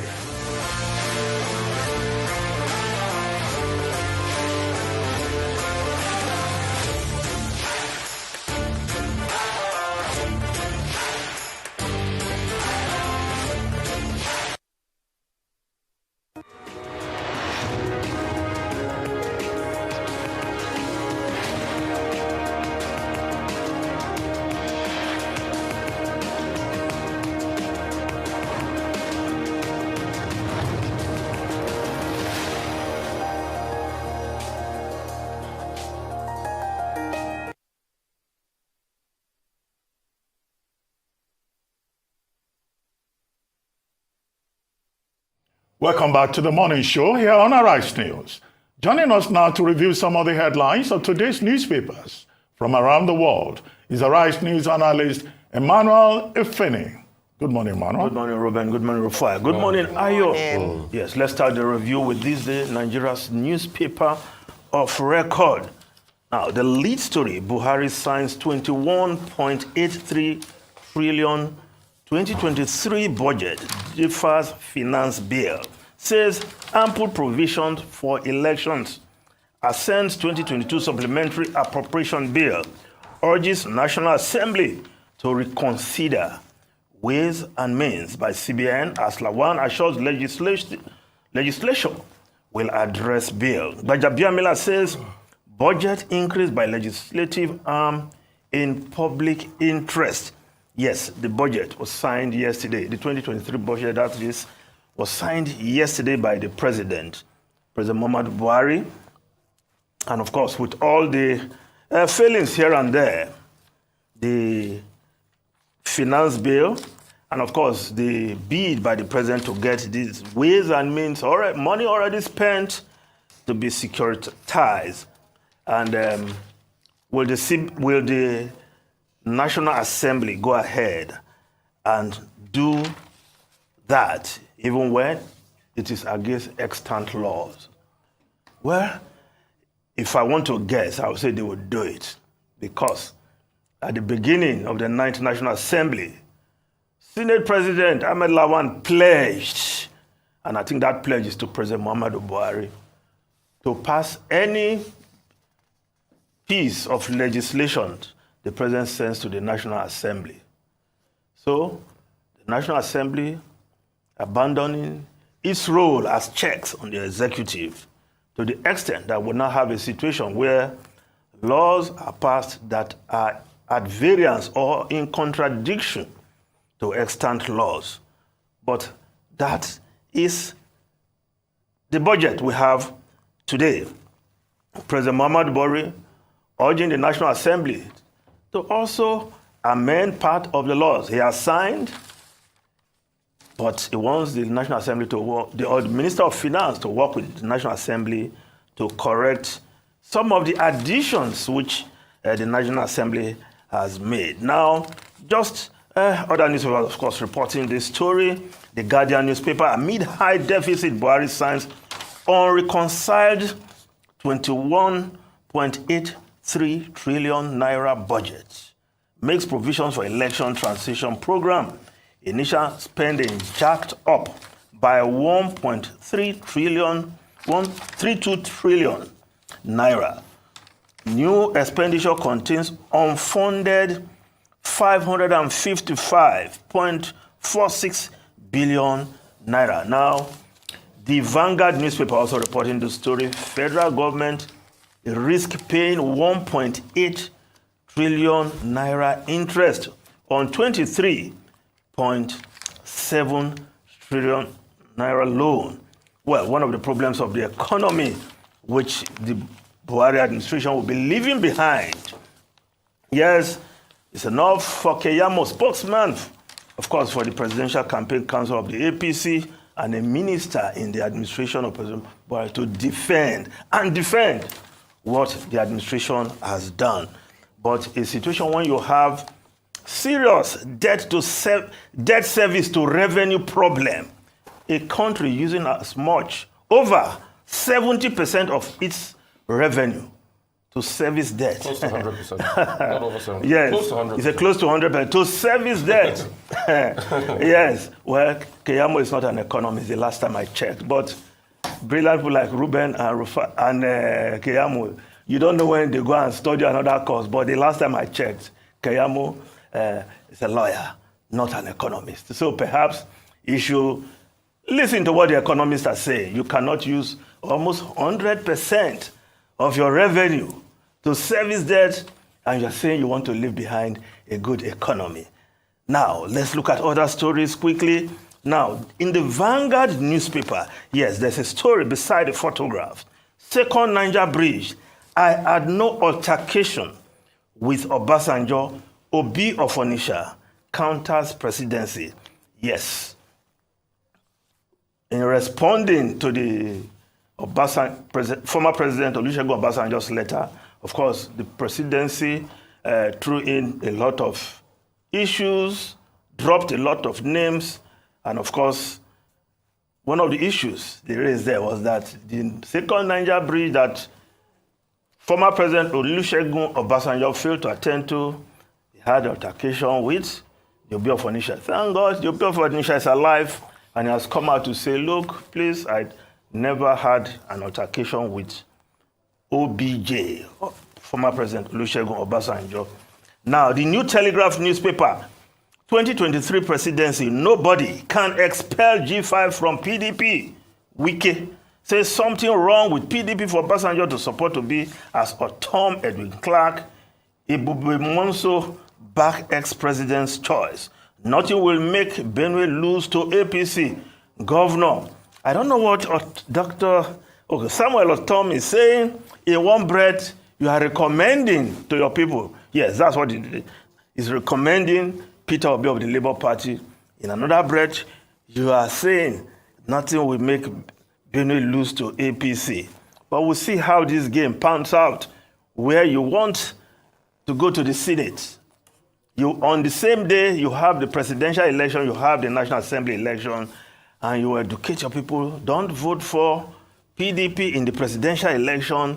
Vote for PDP in the National Assembly election. Don't forget, it's the logo of political parties that are on the ballot box, not the face of Atiku, Tinubu, or Peter Obi. Now, the Nation newspaper, APC, PCC, Obi's backing by Obasanjo, Clark weakens PDP. Like similar endorsement in 2019, they will fail, says Keyamo. Of course, he echoed that this morning on this program. Well, the political permutations when Buhari was running as a candidate is different from the political permutations today. Over time, Buhari showed that wherever he went, whether APP, ANPP, CPC, PDP, he carried his ardent followers along and they voted for him. Those votes, are they transferable? Those fanatics, to use that word advisedly, that followed Buhari everywhere he went, are they transferable to the APC candidate? At a time, many of those Buhari followers are saying that they were worse off than they were in 2015, when they followed President Muhammadu Buhari almost sheepishly through the political process. Now, the Nigerian Tribune newspaper, of course, the lead story, 52 days to elections, LP, PDP, APC, a flurry of activities. But I draw attention to the story above the masthead. With or without G5 governors, Atiku is winning presidential election, or your PDP leaders hold freedom walk for PDP presidential candidate today. G5 use party platform to become governors. Adeniji ex-FEMA boss, Wike Otom Ogwani Ikpeazu arrive Ibadan for Makinde tomorrow. Now, there's a showdown there. Governor Seyi Makinde, PDP governor, member of the G5, he has an election to contest for a second term. Yet, he's on the other side, saying his people will not, of course, he has not thrown his weight behind Atiku, at least for now. But there are other political bigwigs. The last time I checked, of course, Seyi Makinde is a young man. I can call him a young man. Yeah.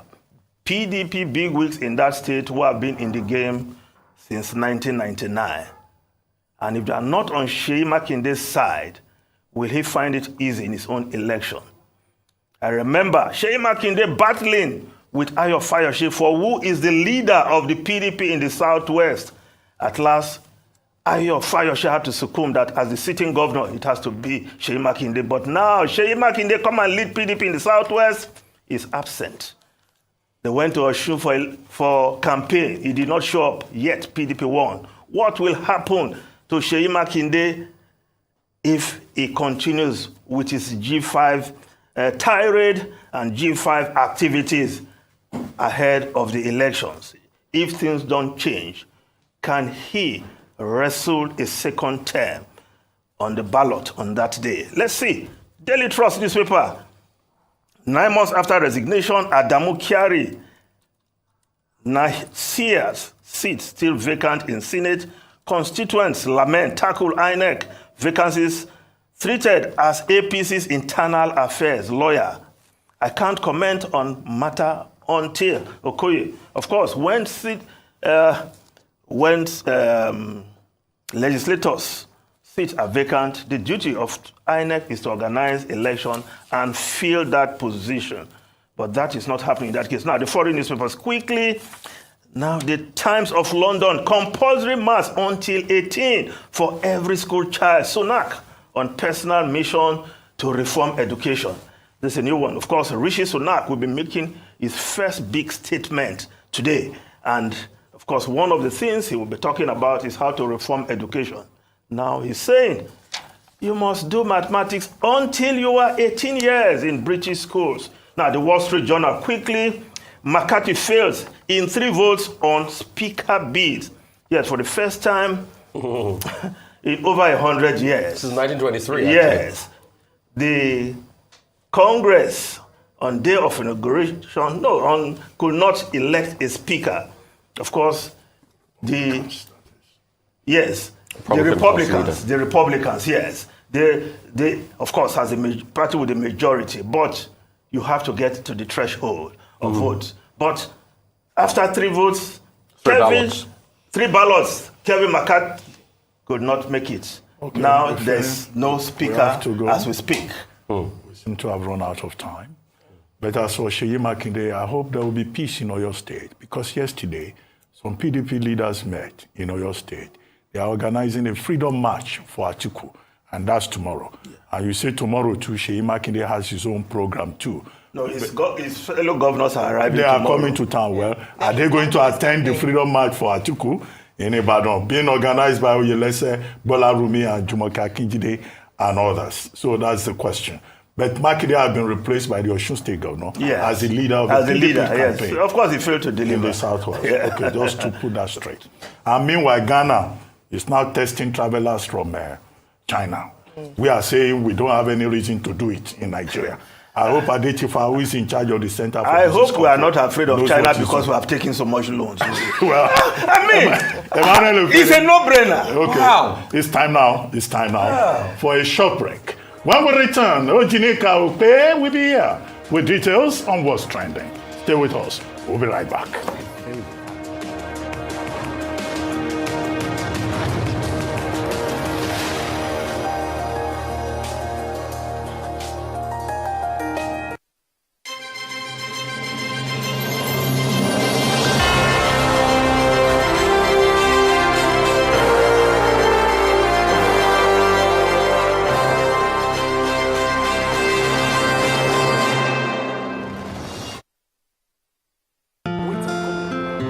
I've been running my business on my own, trying my best to get it to the next level. but I really need some help to get ahead. I know just what to do, I'll vote it for my loans. Overdraft. Step by step to my dream business, we vote. Salary earners, entrepreneurs, get your loans with no collateral. Quick sign up, zero paperwork. Step by step to your dream business, we vote. Vault is available to individuals, SMEs, and corporate customers. Download Vault by Polaris Bank from the Google Play Store or Apple App Store to get started today. My brother, my sister, una dey there? Listen, make I clear una well. To win election, no be only say your vote na plenty pass o. Before person fit win election for we country, the person must win 25% of vote for 2/3 of state plus the FCT for Nigeria. That one na for president. And governor must win the same thing for all local government area for the state. Na so our constitution put am o, and na so all our presido take become presido. All our governors na the same way them take win. So therefore, my people, our country big no be small o, and we get different language, different religion, ethnic group nko. That one self dey nyafu. Now why nobody fit think say if you don't get north vote, abi south vote, abi east or west vote, you don't do. Na lie yo, except you collect vote from all over the country, you just dey bobo yourself. Make una tell everybody, make everybody for know now. Make you no focus fight tomorrow.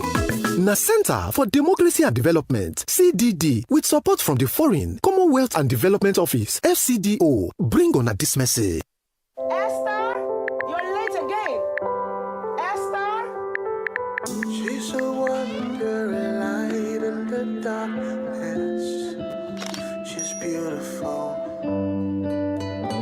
Oh, she's a superstar. Morning, Esther. She never let her mama down. She's beautiful.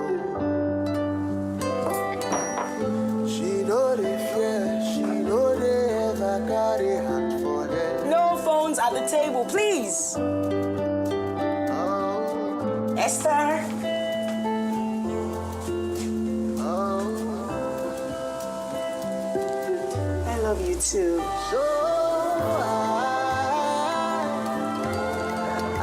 Got everything? Don't forget our pick at 4.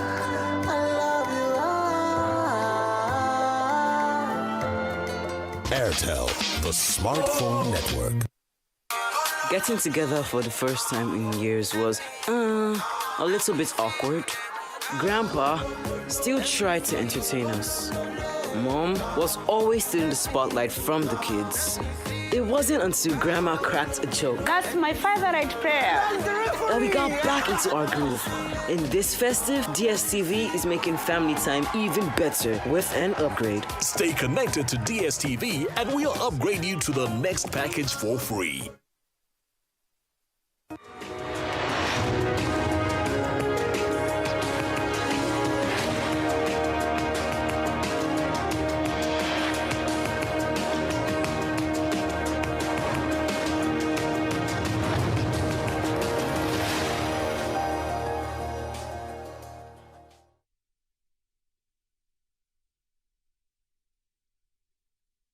Welcome back to the morning show here on Arise News.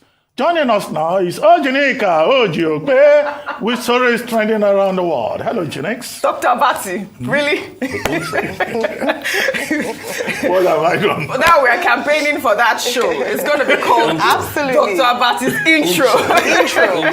How are you? Ayo, it's as if you'll be living here so that Oji will come and sit now close to Right? So that they cut away, then they'll move to a wider so, shot. Oji, please. Already production okay, design already happening. We'll just come. Oji, you'll be sitting down here close. Morning, Oji. Good How to are see you. you? Very well, thank Lovely. you. And you too. Good morning, Rufai. Morning, Oji. Very interesting morning so far.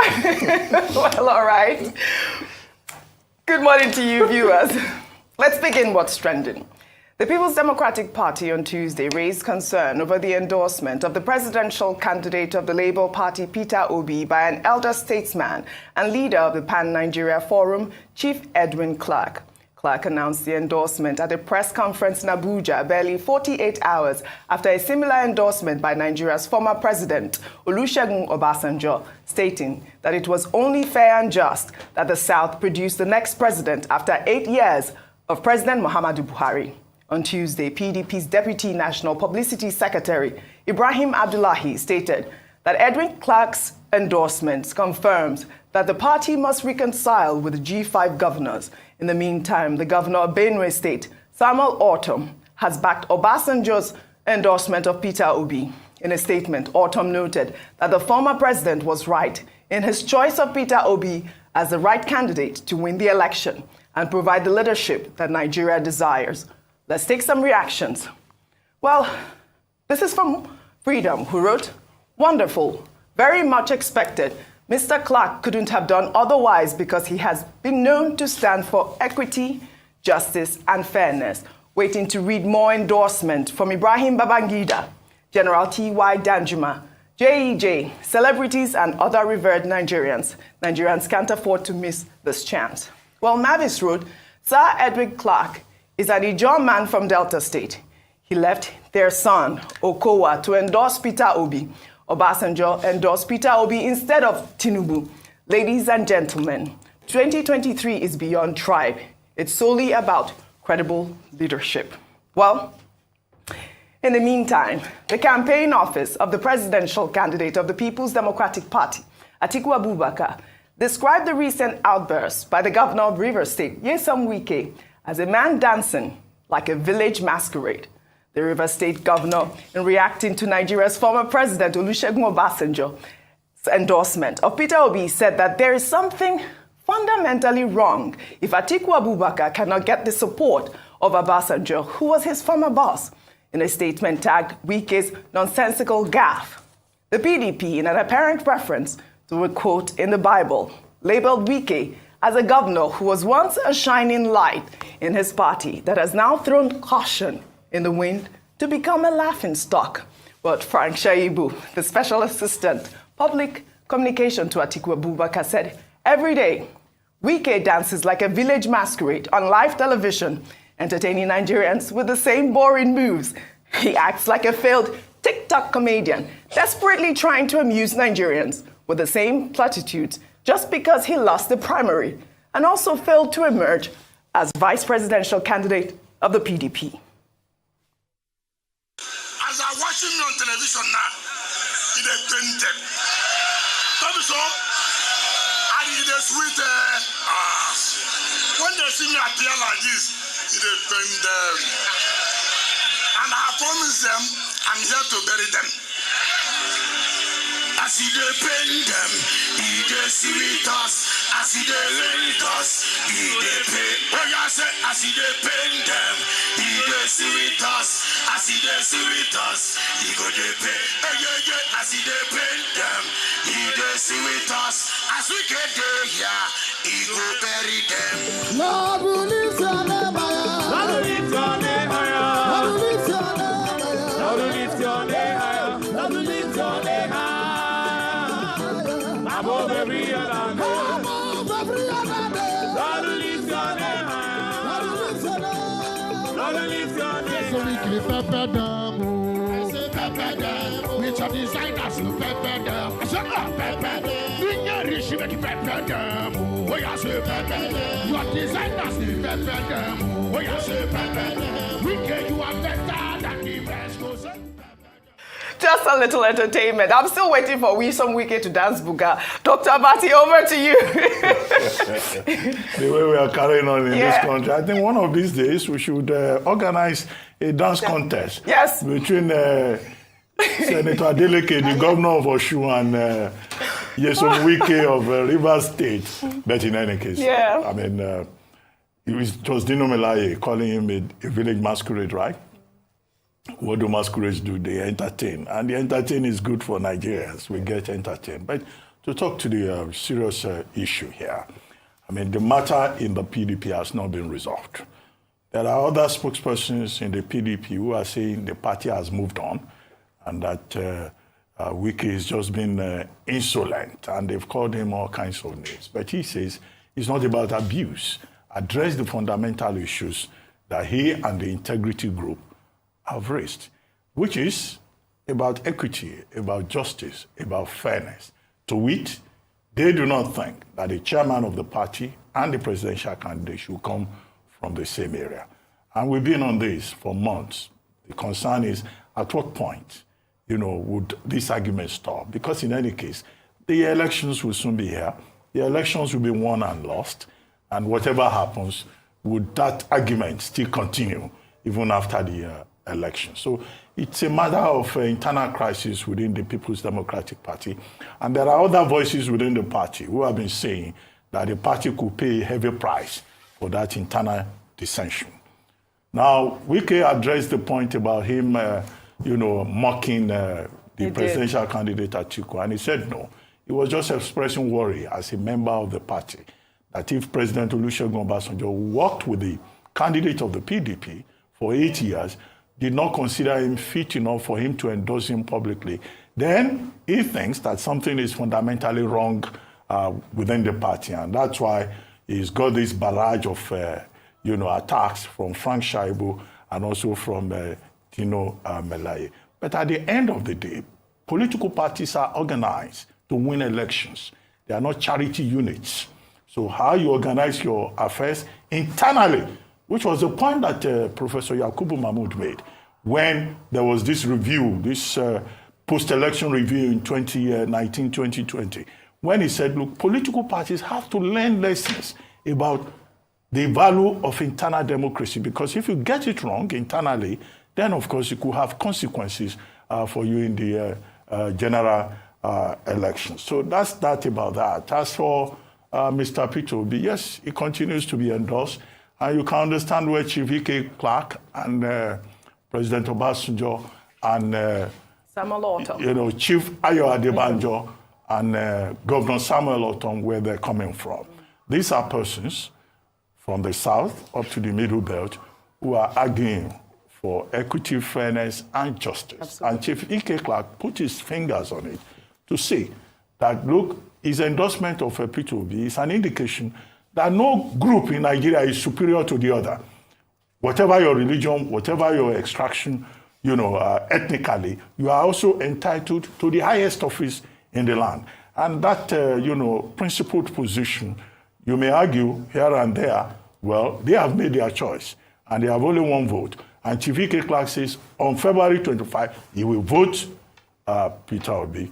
How that, generates momentum for the Peter Obi ticket, well, remains to be seen. But what we know is that these endorsements, speak to, the value, the impact that he has been able to make with his bid and campaign. Absolutely. Ayo, what do you make of Chief Edwin Clark's endorsement of Peter Obi? Like one of my Twitter user wrote, he said that he left his statement, his own Okowa for Peter Obi. That's why I like what he said, that it's getting more interesting, and we expected that. They'd promised us a January to remember, particularly coming from Governor Nyesom Wike and the G5 governors who said they were going to tell us who they'd be speaking to, and we'd expected a number of that. Former President Olusegun Obasanjo opened up the month with his letter endorsing Mr. Peter Obi of the Labour Party. It is important that we are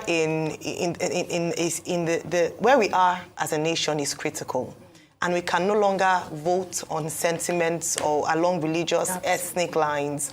It must be about credibility. It must be fair, but very importantly, a credible candidate. Now, a credible candidate to many people might differ. However, let it be that the reason why you're going out on the 25th of February 2023 this year is because the person you're casting your vote for is someone that you believe can take the nation to the next level. Not because we are brothers from the same local government area, without understanding what the person stands for, or if the person is able to deliver on what they said they're going to. We need to move away from politics played in that way. And then just finally to say, as I was just smiling, that I believe that the PDP, one of the things that they consider if you want to participate is your dancing skills. Senator Dino Melaye, Senator Jackson, Ademola Adeleke, Governor Nyesom Wike, all belong to the PDP. So on a lighter note, very interesting that they have great dancers. That was so intelligent. I love that. Rufai. So why are they complaining about Wike's dance? Alhaji Atiku Abubakar dances. All politicians dance. It's an appellation of their crowd. But let's not throw the baby with the bathwater. In the conversation with Wike, he's disgruntled.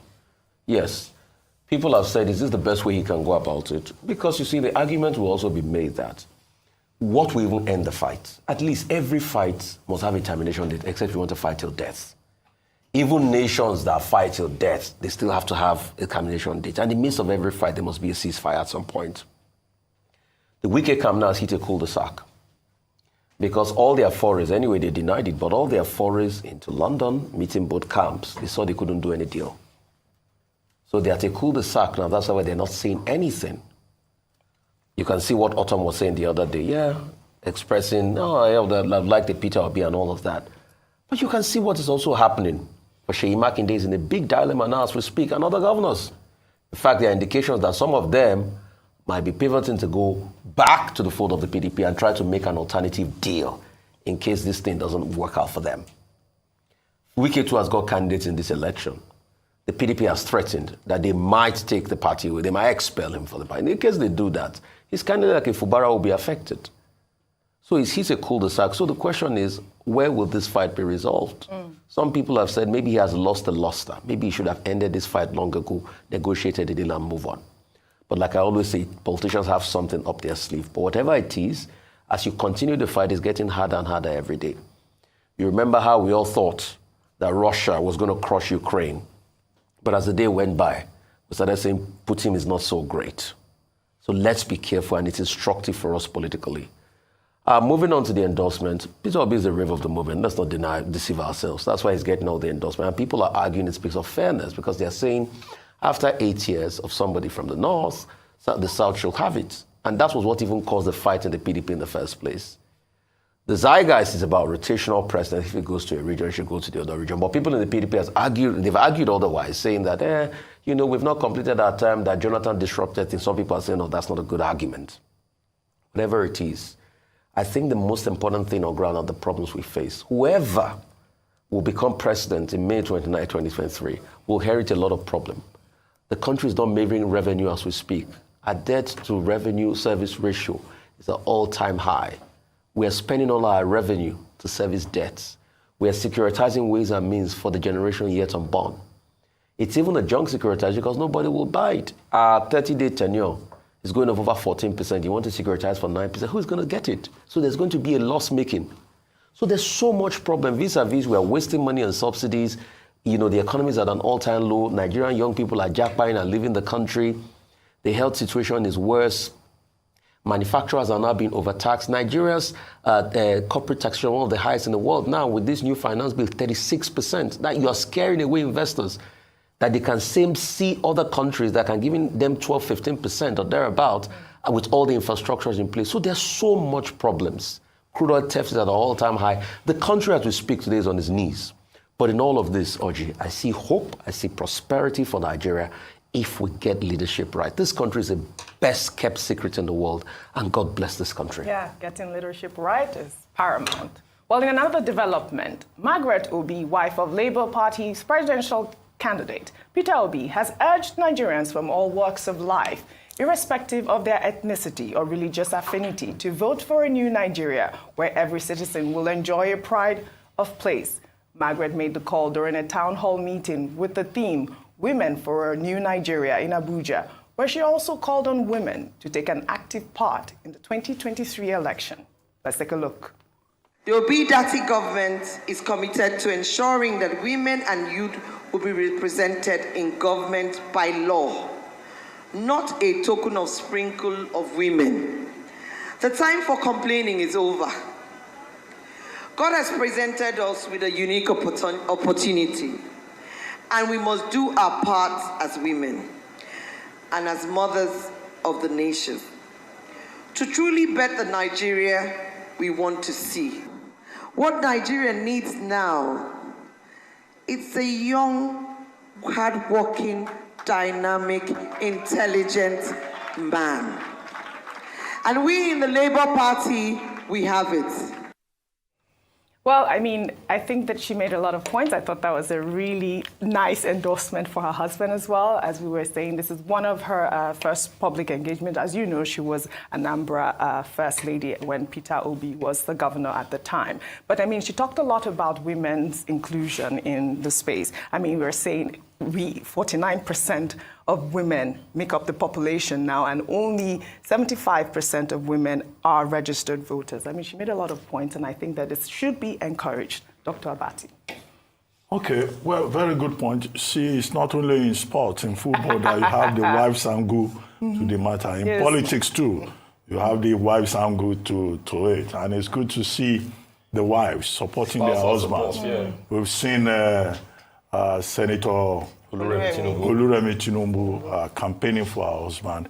We've seen Mrs. Titi Abubakar campaigning for her husband. Now it's Mrs. Margaret Obi, former First Lady of Anambra State. She not only campaigned in Uyo, this was a women event in Abuja yesterday, and she was there to address the women on behalf of her husband. And what were the points she made? The viability, in her view, of the Peter Obi Dati Ahmed proposition to build a new Nigeria. Yes. That was a major theme. And that in this new Nigeria, women will have a place at the table. Yeah. Okay, which is a very brilliant point. She's not the first to make it. This is the same point that was made earlier this year by a group led by Dr.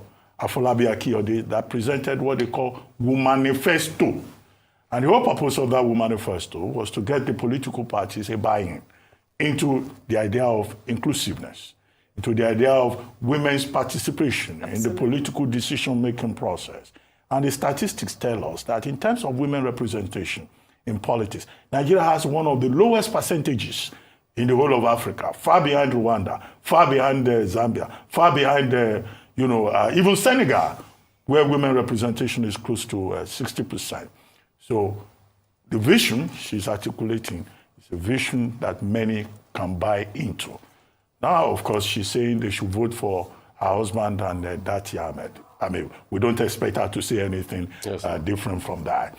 But she made a point about women constituting 49% of the population, women constituting 75% of the registered voters. So she urged the women to come out and act and not complain. If they want inclusion, if they want a place at the table, she was selling to them her husband, Peter Obi, and his running mate, Dati Ahmed. But beyond political campaign, indeed, one of the issues that we need to address in this environment is the marginalization. Absolutely. Not just of women, but all those groups that have been decentered, all those groups that have been pushed to the periphery, all those groups that exist in Nigeria but are invincible and are discriminated against, contrary to Section 42 of the 1999 Constitution. So women should not just be used in the women's wing of political parties.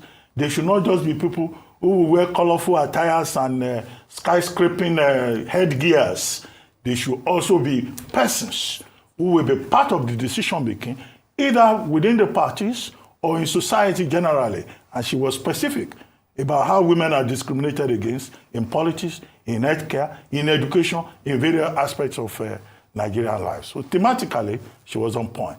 Politically, it's good to see her, supporting her husband, so that's just my take on that. I like your take, Dr. About the skyscraping headgears. Yes, that got me. Thank you so much. Oji, I wish that women in Nigeria would understand the power that we wield. Not just during elections to put our thumbprint or to vote, but also the power that we have in terms of being very active in politics. Yes. We ruled out the numbers. We actually have the advantage of the numbers. Yesterday, we were talking about the advantage of the number of the youth population, but we also have the advantage for women. And guess what? Politicians know this, but oftentimes they come to us when it's time to vote for them. However, when it comes to positions where we can actually negotiate, when they come to us, we don't. So we just vote, but we don't negotiate the number of slots, spots, what you want, the demands we're making. Yes, like Dr. mentioned, some groups have led this and asked some of the politicians to sign onto this. However, for the number and the power that we wield, we don't demand enough. We have organizations like Electoral who are trying to get more women in the political process. INEC released a figure that only 8.9% of the candidates running at presidential and National Assembly level are women, despite the fact that we have more registered voters as women than men, even though by a few percentage is quite short. However, we must understand, because women play. Look at Lema Gbowe of Liberia and the efforts she made to promoting peace in Liberia. She won a Nobel Prize, a Peace Prize. When are we going to have women like that? We need more women in governance. We need more women in leadership. And when they come to us for our votes, we must go to the negotiation table with our demands when they do win the election. Well said, Ayo. We have women like that in Nigeria, but the system stifles them out. I'm happy you talked about Liberia and Lema Gbowe. I'm also happy that in that same Liberia, we had an Ellen Johnson Sirleaf that became president. We also had in Mauritania that a woman became president. When are we going to have a woman president in Nigeria? That's the big proposition I want to make. Yeah, we keep saying it's a men's game, it's a men's game. No. We need to be able to have a country where women too can sit on the table of the highest heights and just not being about, okay, first lady to a runway. We need to have a woman. This is the, we forget a lot that this is the country of Gambo Sawaba. This is the country of other great women that have done great things for the country, like some Margaret Ekpo, Fela's mother. So please, a woman president next. Well said, you That's guys. where we are going. Thank you all for your possible. great analysis, as always, on What's Trending. Well, that's all I have for you on What's Trending today. I'll see you all tomorrow. And that's all on today's edition of The Morning Show. Rutu Sodiri will be here next to take you through Global Business Report. But before then, we now cross live to Abuja, where the Honorable Minister of Finance, Budget and National Planning, Dr. Zainab Ahmed, is presenting a breakdown of the highlights of the 2023 Appropriation Act. Stay with us. It's still the Arise News channel. The real GDP was projected to be 3.75% in 2023, compared to 4.37% that we had projected in the medium-term development plan. Growth is expected to moderate to 3.3% in 2024 before it picks up again to 3.46% in 2025. Inflation rate is projected to average 17.16% in 2023, so we're expecting inflation to moderate and begin to go down, and by the end of 2023, it should average 17.16%. And also further decline to 14.93%. This is, of course, our projections. We're hoping that the Russia-Ukraine war abates and that the global economic growth projection improves, or at least stays at the current assumption level, that it does not decline. So at slide 18, the projected fiscal outcomes in the 2023 budget is based on petroleum subsidy reform ratio. And that is to say, in the 2023 framework, we had assumed, and the National Assembly had approved, that the petroleum subsidy would remain up to the middle of 2023, based on the 18 months extension announced early in 2022.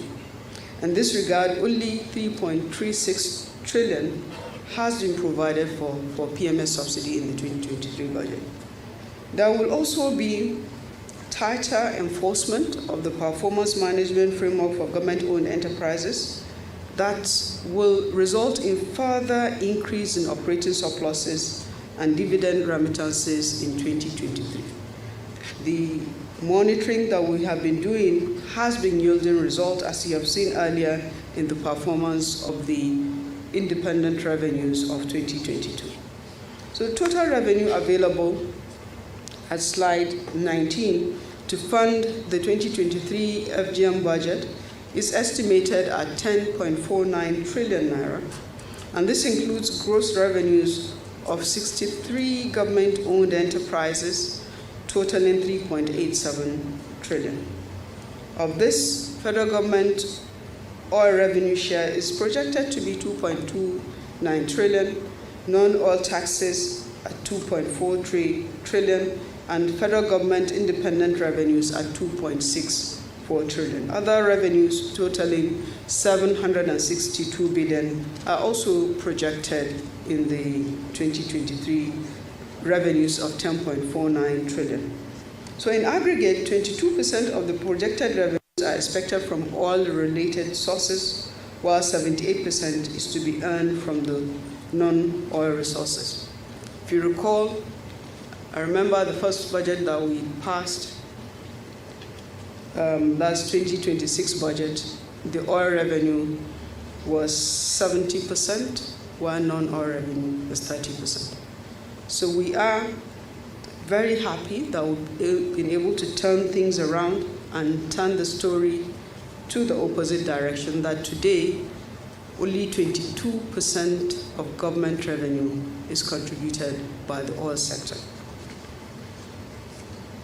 At slide 20 is an analysis of this revenue, and I will leave you to look at this at your time. I had just briefly presented what the revenues are. You will see details of what these revenue lines are, and they include the share of the oil revenue, contribution of dividends from the NLNG, Bank of Industry, and a few others, share of non-oil taxes, contribution of CIT, VAT, customs, as well as other federation levies, share of electronic levy, electronic money transfer, which is projected to be 19.088 billion naira in 2023, compared to 29.367 billion naira in 2022.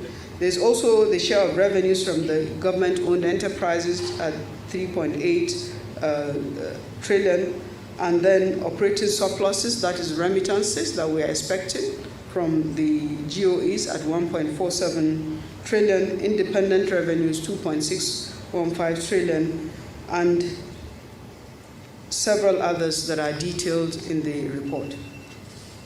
So at slide 21 is an overview of the 2023 federal government expenditures.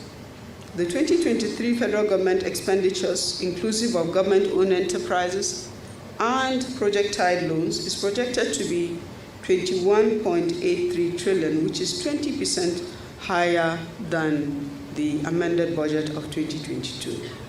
The recurrent non-debt spending estimated to be 8.33 trillion, inclusive of 200 billion for the National Social Investment Program. Aggregate capital expenditure of 6.46 trillion is 30% of total expenditure, and also 3.5% lower than the 2022 budget, inclusive of capital component of statutory transfers, government-owned enterprises capital, as well as project-tied loans. At 6.31 trillion, debt service is 29% of total government expenditure. At 6.31%, debt service is 29% of total government expenditure. This is 71% higher than the estimate for 2022, and it includes interest repayment of 1.2 trillion for the CBN overdraft that is popularly called the ways and means. So the details of this expenditure are on slide 22. I invite you to get a copy of this presentation from the website and look at the details. You will see that statutory transfers is 967 billion. Debt service is 6.309 trillion, higher than 3.685 trillion projected in the 2022 budget. There is a sinking fund provision, as well as recurrent non-debt expenditure that has increased from 7.108 trillion to 8.32 trillion. And also there is aggregate capital expenditure that has declined from 6.681 trillion to 6.445 trillion. So total expenditure of 21.82 trillion, which is the size of the federal government expenditure budget. At slide 23 is an update, is a report on the fiscal deficit and also our plan for financing the fiscal deficit. So the overall fiscal deficit is 11.34 trillion for 2023, and this represents 5.03% of the GDP. The deficit, the budget deficit is to be financed mainly by borrowings, and this includes 7.04 trillion from domestic sources, 1.76 trillion from foreign sources, and 1.77 trillion from multilateral, bilateral loan drawdowns. And these are loans that have already been acquired and are being implemented. The drawings from the loan, our projection is 1.77%. Then privatization proceeds of 206.18 billion naira. The gap between revenue and additional financing and total expenditure amounting to 553.46 billion is being expected to be financed by additional revenue from spectrum fees and also from tax from the maritime sector. You recall when the president was presenting the budget yesterday, he did mention that there's a gap of 553 billion that has not been adjusted in the fiscal framework, and has directed the ministry to work with the National Assembly to fix that. During the appropriation process, the National Assembly identified additional revenues that will be realized from GSM spectrum license, which was not in what we submitted, as well as additional revenues that can be realized from the maritime sector. But the fiscal framework was not adjusted, and we realized that very, very, very late. So, ladies and gentlemen, slide 24 is just a picture to show what I had explained earlier in terms of the deficit, and also just to call attention to the fact that the deficit to GDP ratio is 5.03%, which is higher than the 3% as stipulated by the Fiscal Responsibility Act. And we're working with the National Assembly to determine what we need to do, whether or not we need to amend that provision of the Fiscal Responsibility Act, because several countries have actually done that. In the times in which we live in today, that 3% is no longer realistic. So we are working with the National Assembly, the possibility of doing just that. So in terms of debt management, again, I'm sure the audience here is familiar with our medium-term debt management strategy, which has some fiscal sustainability measures, including that public debt as a percentage of GDP should not be more than 40%. Domestic and external debt ratio should be 70-30. So at public debt to GDP, we have 22.8%. This is as at 2022, but this has since moved on to 35.33%. Once we, this is as of September, once we adjust to the ways and means that has already been approved to be securitized. So once we bring it in, this will take us to 35.33%. The average tenor of the loans also is still within 10 years, 10.7, 10.28, which is the actual, but we have also progressively worked on improving that so that the minimum tenor is 10 years, but we also have some instruments now that are as long as 30 years. Let me then move us on to slide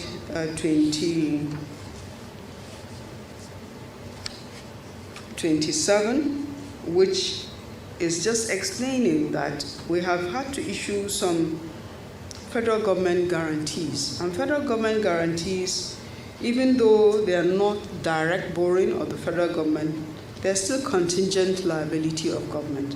and we take them in to report the size of government deficit. So far, what we have as a percentage of the GDP of federal government guarantees is 2.64% as at November 2022. And we're not planning on debt restructuring. Nigeria has remained committed to meeting its obligations and has consistently been able to meet both its domestic and external obligations.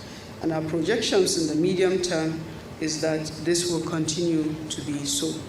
The federal government will continue to utilize appropriate debt management tools to streamline the costs as well as the risk profile in the debt, including through concessionary borrowings, spreading out debt maturities to make sure that you don't have a bunching, that you don't have too much to repay at any particular point in time, reprofiling the maturities by refinancing short-term debt using longer-term instruments. So moving forward to the Strategic Revenue Growth Initiative at slide 30. The initiative, of course, since 2019 that we launched it has been designed to improve tax revenues from both oil as well as non-oil sources. And I must say that we have achieved remarkable results in improving non-oil revenues. We've also seen significant improvements in revenues from the Nigerian Customs Service, and also very, very remarkable improvements in revenues from government-owned enterprises. At slide 32 is to remind us that this administration, and this is the 4th year, has adopted a practice, if you like, a tradition of finance bills to support the implementation of the annual budget. And consistent with this practice, the 2022 finance bill has the focus of ensuring tax equity and a couple of provisions that would enhance tax equity, including being able to clarify that 35% of the electronic money transfer levy is also to be shared with the local government. When we passed the first amendment on the electronic money transfer levy, and the mention in the act was for states, so the states were excluding the local government. So this is just to emphasize that the sharing includes the local government. There's also the second focus, which is climate change and green growth. And this is designed for us to complement non-fiscal reforms to reduce greenhouse emissions, and also to support the facilitation of domestic and international investments in climate adaptation, as well as mitigation, and enhance the opportunities in green growth as well as in job creation. There's also the focus of job creation itself as well as economic growth, and the design is to implement very important public procurement reforms that will enhance government priority expenditure, to also fund on a sustainable basis multilateral institutions that Nigeria belongs to in order to qualify for increased funding and other reforms from these multilateral agencies, and to complement, of course, the ease of doing business reforms. Reforming tax incentives is a commitment that we have made, and we started working on it already. We're phasing out antiquated corporate income tax incentives for matured industries, and maybe people popularly just understand when you say pioneer tax. We have pioneer tax provisions that are dated to 1958 or something. So there are some industries from that schedule at that time that were classified as infant, and we're saying they have grown, they need to exit, and we need to bring real infant industries to benefit. Such industries are industries that are now growing in the IT sector that didn't used to exist, that need these opportunities, and we're glad that the startup bill also emphasizes that. So we will be exiting some industries from incentives like Pioneer Tax, and we are aware that it is not going to be a very popular thing to do, but it's a must do for us. As at 2021, the tax expenditure of government was 6 trillion naira. So that is 6 trillion naira revenue foregone in terms of different kind of tax incentives, tax holidays, exemptions of import duties, different kind of waivers. That's revenue that could have remained with government. While we appreciate the need to provide incentives to encourage industry, but we have to create a balance that we're not giving out too much without getting much into the economy in return. So last focus of the finance bill is the revenue generation and tax administration, an obvious one, of course, combating tax evasion and aggressive tax planning, aligning the Petroleum Industry Act of 2021 with the Petroleum Tax Administration, so that the two taxes are in alignment with each other. So we're not making any changes in the PIA. We're just amending the current tax laws to make sure they align to the provisions in the PIA, the Petroleum Industry Act. We are also, again, complementing the ease of doing business. The Finance Bill 2022 has amended 11 different tax laws. You can see them on the screen at slide 33. And the details of the Finance Bill itself, once it's assented into law, will be available for public examination. So at slide 35 is starting to speak on the critical sectoral allocations in the 2023 budget. We have, of course, statutory transfers, which are in an aggregate sum of 967.5 billion, provided as statutory transfers, and this represents an increase of 223.38 billion over the executive budget proposal, which means there were some increases at the appropriation level. So within the whole of these statutory transfers, there's 228.1 billion for National Assembly, 173.6 billion for INEC, 165 billion for the Judicial Council of Nigeria, that's the judiciary arm of government, 119.9 billion for NDDC, Niger Delta Development Commission, 103.3 billion for UBEC, Universal Basic Education, 59 billion for NEDC, Northeast Development Commission, 51.6 billion for the Basic Health Care Provision Fund, and 51.6 billion for NASENI, and 10.7 billion for Public Complaints Commission, and 4.5 billion for National Human Rights Commission. Slide 36 is a continuation of some of the critical allocations in the budget. For the education sector, the total allocation is 1.79 trillion, representing 8.2% of the FGM budget.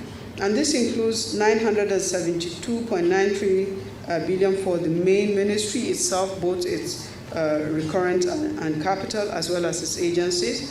Then 103.29 billion for UBEC, 248.27 billion for TET Fund, as well as 470 billion for the provisions that we have made for tertiary education revitalization, as well as salary enhancement. So 1.79 trillion, representing 8.2% for the education sector. For the health sector, on the other hand, the total provision is 1.15 trillion, representing 5.3% of the budget, of the FGN budget. And this includes 102 trillion for the ministry and its agencies, 76.99 billion for Gavi immunization, including counterpart funding for donor-supported programs, as well as Global Fund. There is also a provision of 51.64 billion that is the statutory transfer for the Basic Healthcare Provision Fund. Other sectors critical sectors in the 2023 budget, allocations for defense and security sector, 2.98%, representing 13.4% of the budget. And this amount includes military, police, intelligence, as well as paramilitary agencies, infrastructure agencies, including works and housing, power, transport, water resources, aviation, 1.24 trillion, representing 5.7% of the budget. Social development and poverty reduction programs, 809.32 billion, representing 3.7%. And these amounts are provisions for the social investment program, as well as the poverty reduction programs of government. Ladies and gentlemen, the 2023 budget, again, was prepared amidst very challenging world economy. Like other countries of the world, our economy faces headwinds from these factors, compounded in our case by pockets of domestic security challenges. Fiscal risks globally are elevated following weaker than expected economic performance, as well as structural issues that are adversely impacting our domestic economy. However, interventionists and reflationary measures have significantly moderated the impact of these current challenges. The early passage of the 2023 budget is critical to effective delivery of government's legacy projects, achievements of macro, fiscal, and sectoral objectives, smooth transition program, and effective takeoff of the incoming administration. To achieve these objectives, the Budget Office will intensify our revenue mobilization efforts and intensify current efforts towards the realization of crude oil production as well as export targets. We will continue to augment available resources by accelerating the implementation of public-private partnership initiatives, especially those designed to fast-track the pace of our infrastructure development. However, government remains mindful and committed to the need to provide safety nets to cushion the impact of reform measures on the vulnerable segments of our society.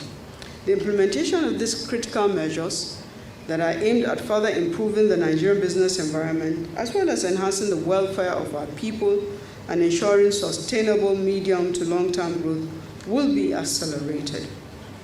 We, of course, welcome citizens' participation in enhancing budget implementation, in enhancing budget monitoring. And we invite you to visit our platforms at iMonitor in the Budget Office website, Citizens Budget Monitoring also, which you can find at Google Store, and then the new iMark that was recently launched 2 weeks ago by His Excellency the President, which you will find also in the website of the Ministry of Finance, Budget and National Planning, the planning arm of the ministry. The details of the approved 2023 budget are also available on the websites of the ministry. I invite you to interrogate the details of the budget and to give us your feedback. Thank you very much for your kind attention. Good morning.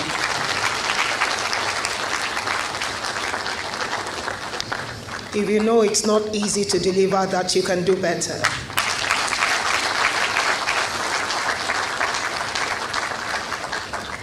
Revenues drive expenditure.